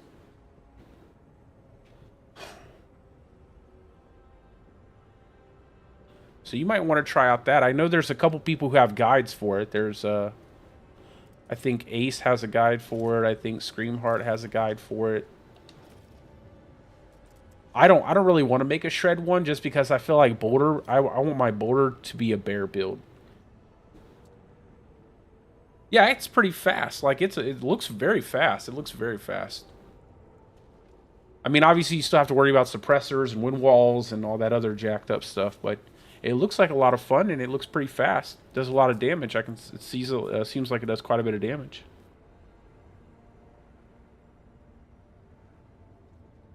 Yeah, no problem, brother. That one's more meta. Like I try to make a lot of off meta builds and things that I think are really interesting.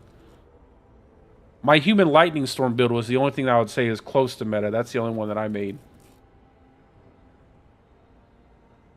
Everything else I try to make that's pretty just off meta, fun stuff you can put together without uber uniques that can do all the content. You just have to be careful, you know, with wind wallers,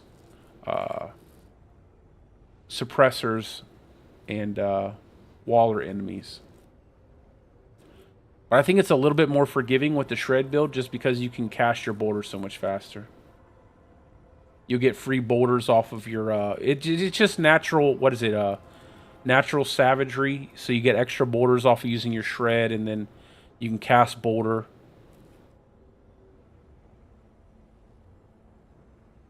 I haven't looked at the build personally, but that seems like what it is.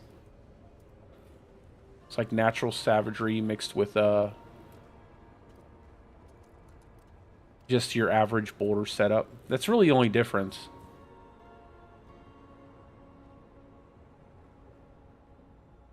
Whoever, I don't have party lead. You got to reset it.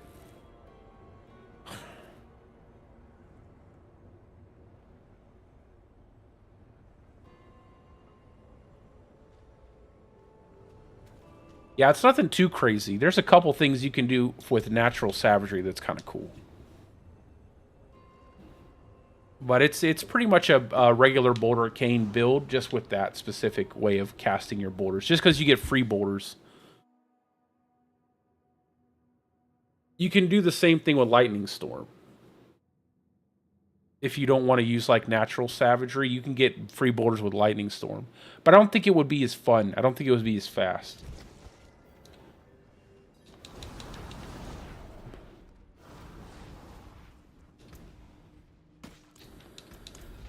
Oh, snap.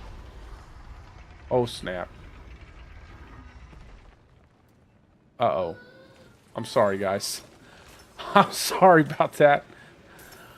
My bad. My bad.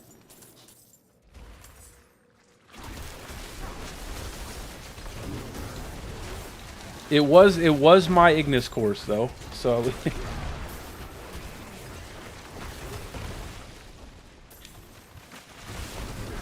my bad, guys. I didn't mean to do that. I was completely was focused on going into the dungeon.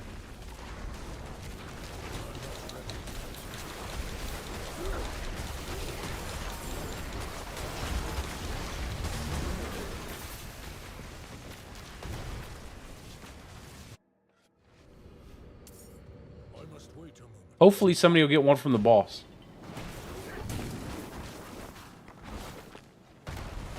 What did you get, bro? Did you put it in here? I heard you say like, yes. Let's go. What did you get? What did you get?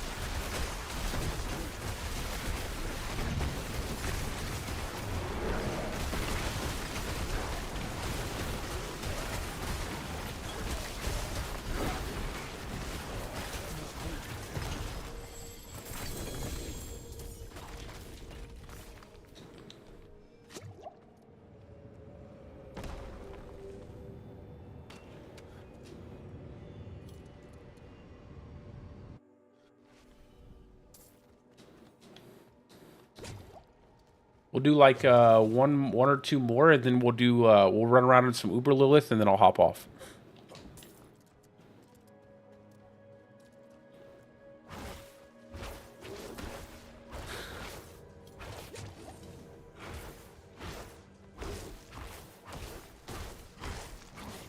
So I want to do some testing. I want to check out some. I want to check out if I can get this Paragon board set up where I can get 8 boards, and I also want to see what rare nodes I might be able to take off to see if there's not enough damage I'm getting from certain ones.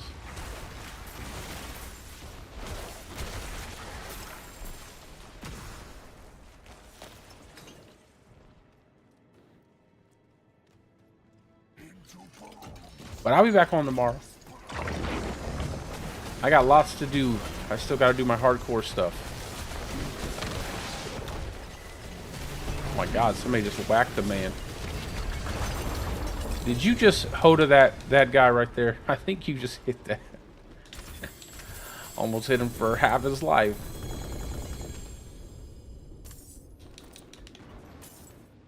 Nothing good. I think he's dead. I think he ain't making it back.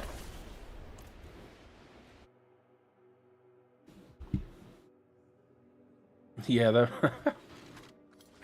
I was like, all of a sudden, half his health just disappeared. I was like, yeah, that looked like it might have been a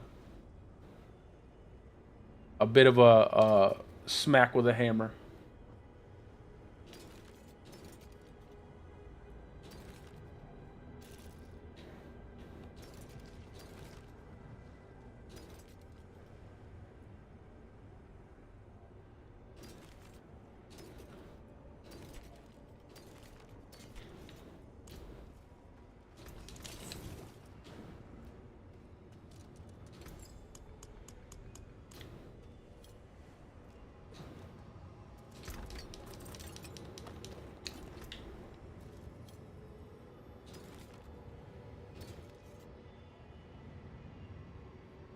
Let's see.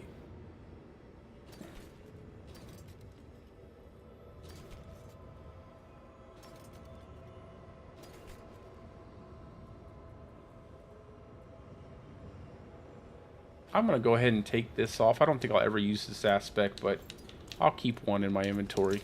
We'll do 2 more runs, and then we'll do some Uber Lilith. I'm ready to go. Just set it up. I have 6 Ignis cores, so I'm 1 short of a full run.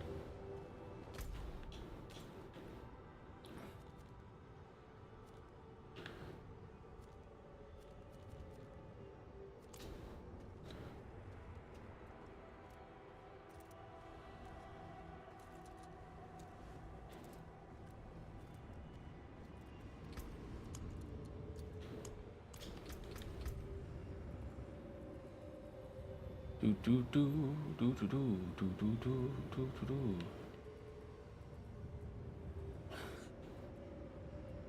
One. I could probably go out here.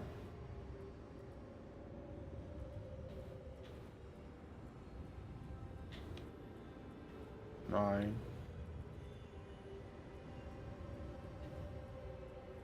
9. Okay. 9 and 9. 9.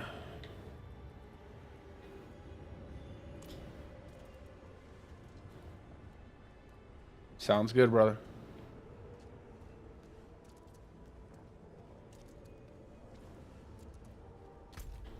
While you're switching, I'm going to run over and just pick up 1 more Ignis core, I think.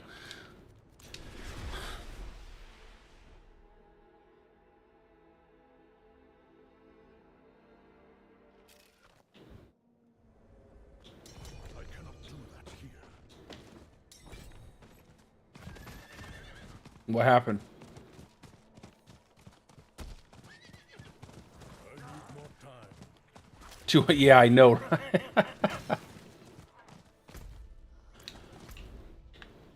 Are you... I need more time. Just out of nowhere, you hit this massive hit.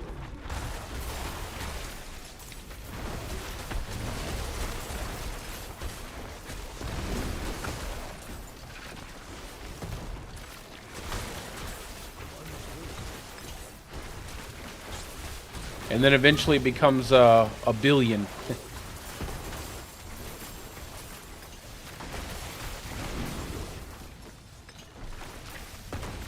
My man's running around with all them lightning balls.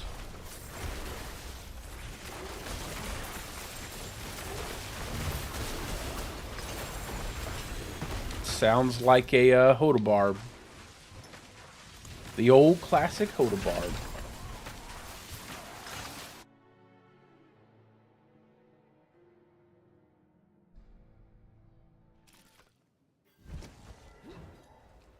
Are we ready to go back? I got another Ignis core, so. It is done.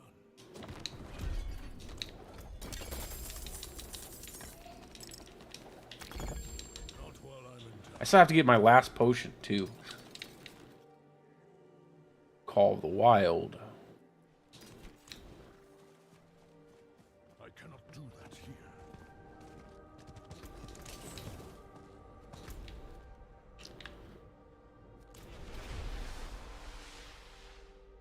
Yeah, let's go. I just want to do like 2 more, and then we can hop in to do a couple. We'll do like 5 team attempts at Uber Lilith, and then I'll hop off for the night. Did you reset it?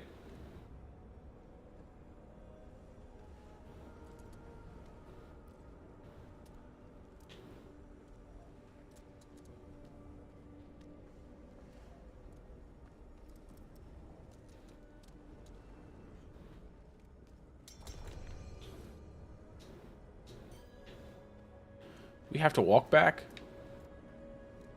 I think we do.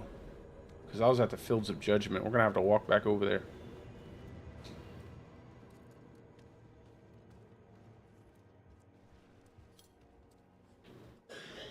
I just went and farmed one. That's funny. I'm not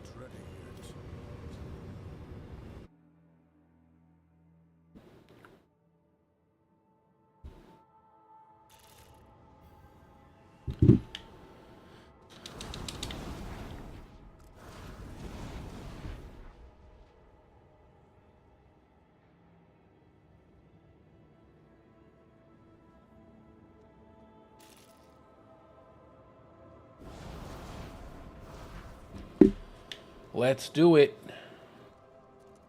And then I'll get the next one. And then we go and do Lilith.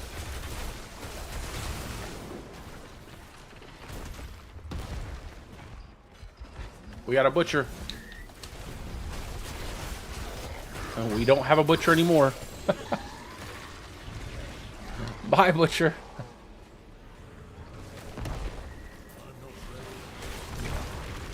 Now, how did they get missed and all that? What are you doing at my portal, bro? Get out of here. Go to your own portal. You can't steal my portal, man.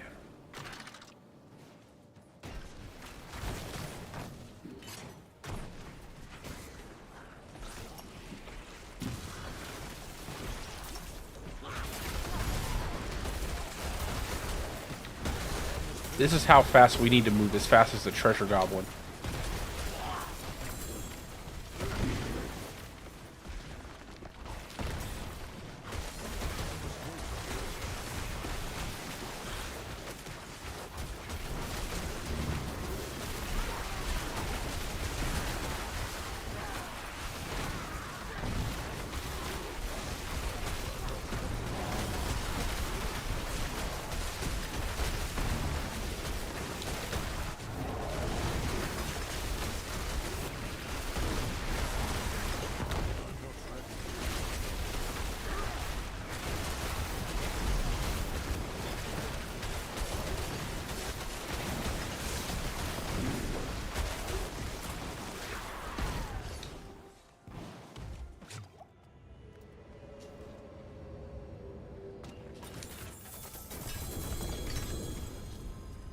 Man, I would just love to get an uber unique out of doing this.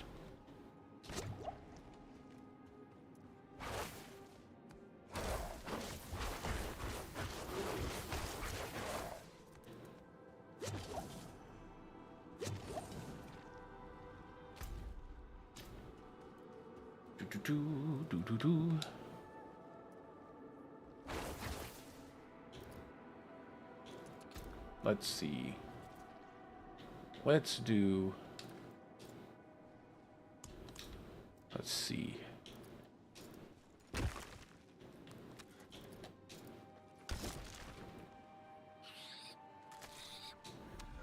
Put your, put it down.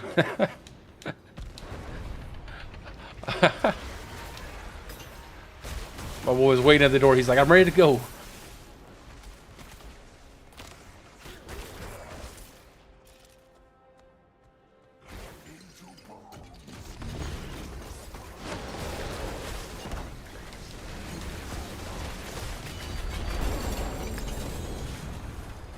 Oh, I got 2 uniques off of him. That's pretty cool. Neither one of those could possibly be anything good, though. I must wait a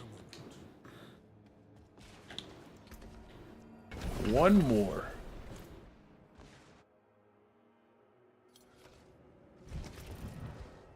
A razor plate. I got a max rolled razor plate, though.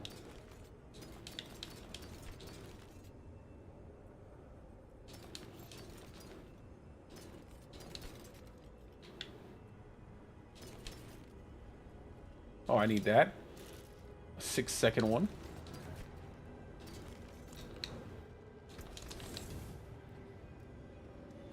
All right, I got one more, and then we go, and we'll be judged by the Uber Lilith. The Lilith of Uber.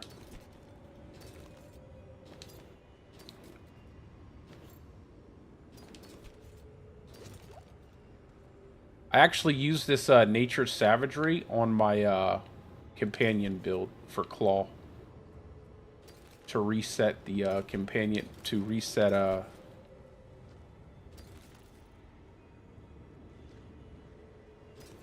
actually no, I don't use that, never mind.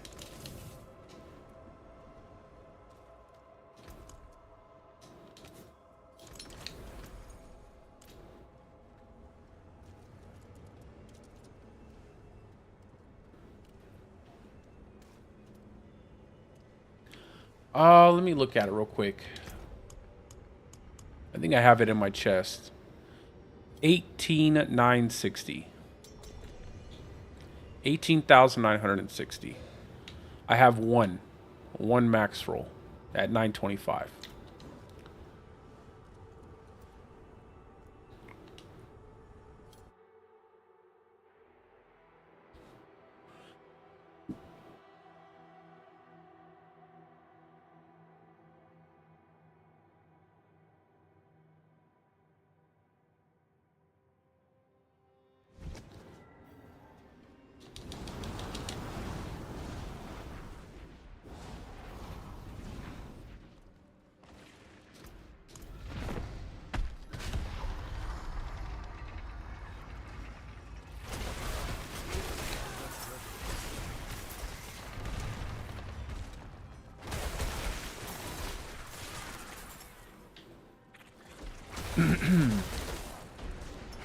Oh.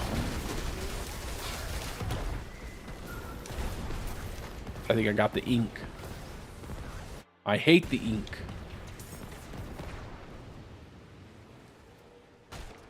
Now that I think after I get everything set up and all of the updates to my builds, I will go ahead and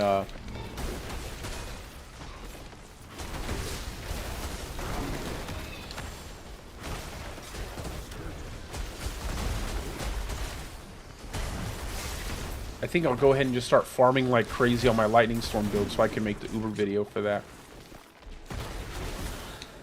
I'm pretty happy with the Paragon boards, man.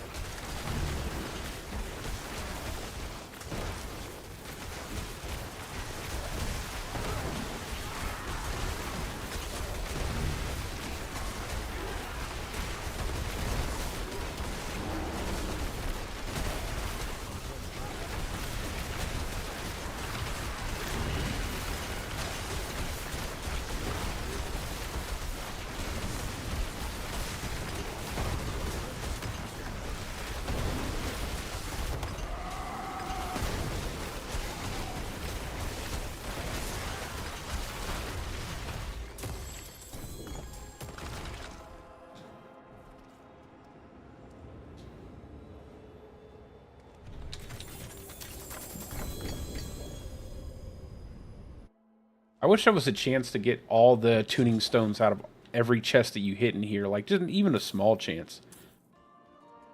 It would make it, like, running solo, like, more favorable, I guess, or at least feel better.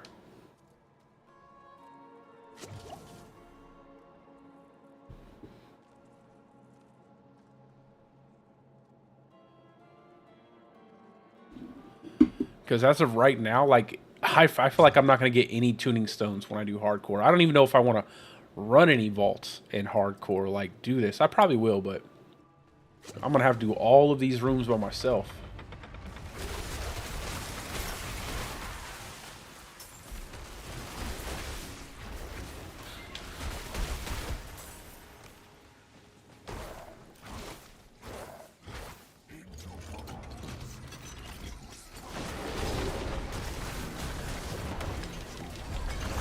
You know, he doesn't get to finish his dialogue. He doesn't even get to finish talking, and he's dead.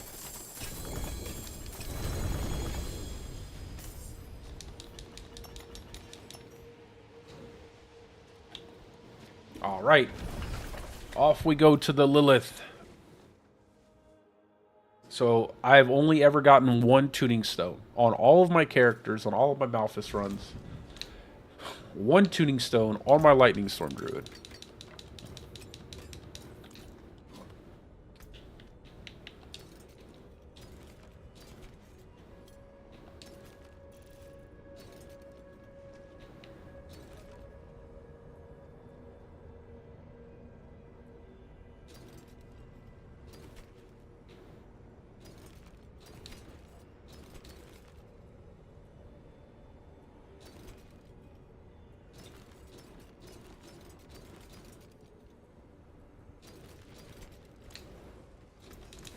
Alrighty.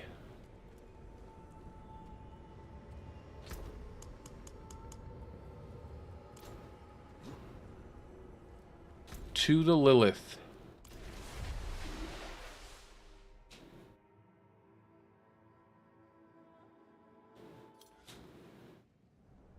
Yeah, that sounds good, brother. I'll definitely be down to doing some. I just have to probably spend most of my time farming up my hardcore character. I am at the Lilith.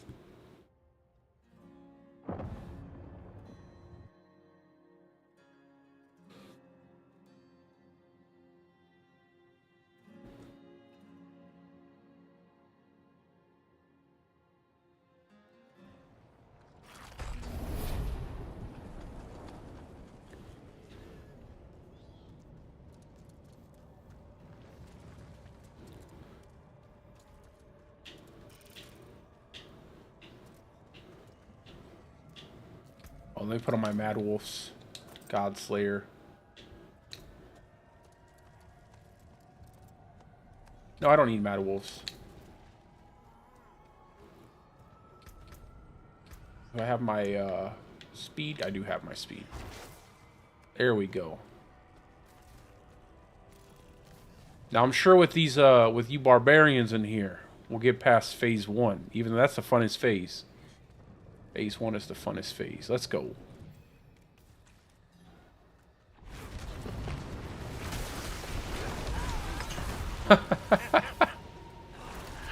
Ah, that's funny.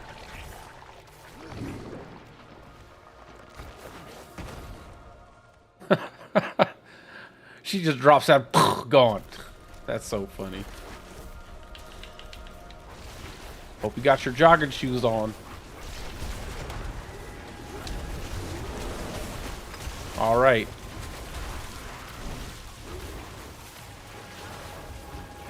Let's see, what do we got?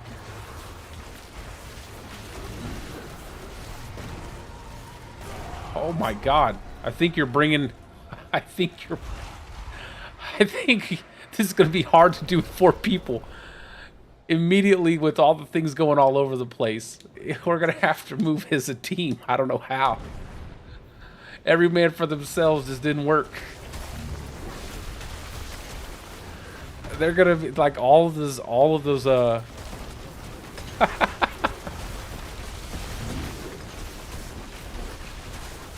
it's a triangle.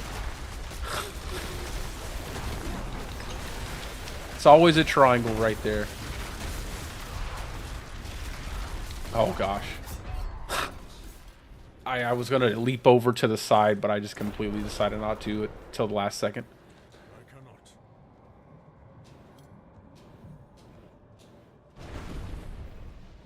Alright. Half a barb hit. Half a barb hit. Half a barb. Half a barb. Yeah, bring her down a little bit. Okay. Slow down. Slow down. Alright. Wait. You don't cheat. She's gonna do a triangle first. She always does a triangle. So she did it here, then hop back in, and then we kill her. I'm gonna die to these ores because you guys are too tanky. I'm gonna die to this ore. Oh, that one was too far out. She almost got me with that one. Haha! Oh God! Come on now. The trickery. Let's see.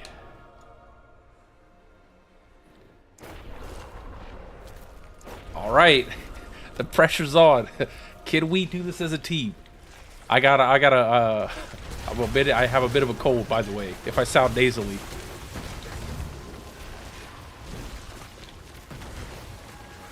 Here we go. All right, here it comes. I don't even know where to run. Not with the group. Oh, I made it. Haha, I made it. You all died together. Oh no. Here we go.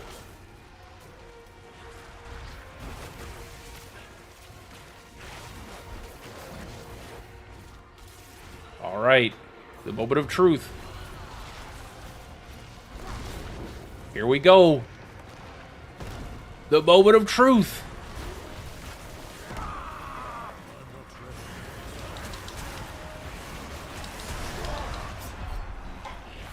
Was she still invulnerable? I hit her. You guys seen me hit her. I didn't have enough damage. I should have brought my lightning storm druid. I should have used my hurricane. She has too much HP. I just needed to do more damage.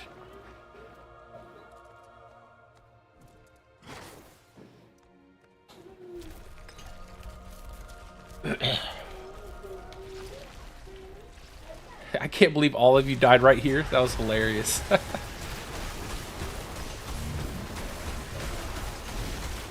I should have used my hurricane. I think if I had to use my hurricane, I would have killed her.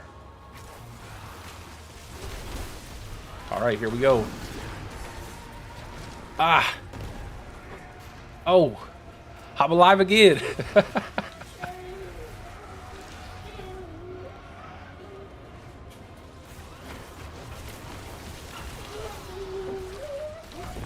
Oh! Oh! I got hit by that. Nope, nope, nope. I gotta get a shield up. I think I'm gonna die.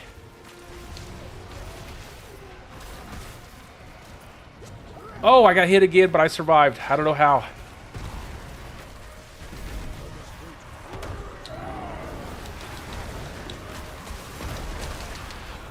We did it. We got the group kill. I don't know how I lived. I got hit by a couple of those skulls, man. We got the party kill. That's what I'm talking about. I appreciate that. This thing's actually pretty tanky. You guys see me take those skulls like that? I didn't expect to take them like that with the barrier up. I think maybe because I cast debilitating roar, maybe that actually affected the skulls. I didn't expect to live. We got it. We got the Lilith in a group. yeah. Hold on. Where's my I'm a whittle on her. No, this is the little. There we go. Hold on, I got a better one. Let me see. Where's that? Where is it at? It's the Warpath one. No, is it the Warpath one? Hold on. Oh, this is already embarrassing. I wasn't ready for it. Is it this one? Oh, I didn't even save it. Hold on. This is just forget this ever happened. High tide. No, it's not that one. Not that one. I think it's this one.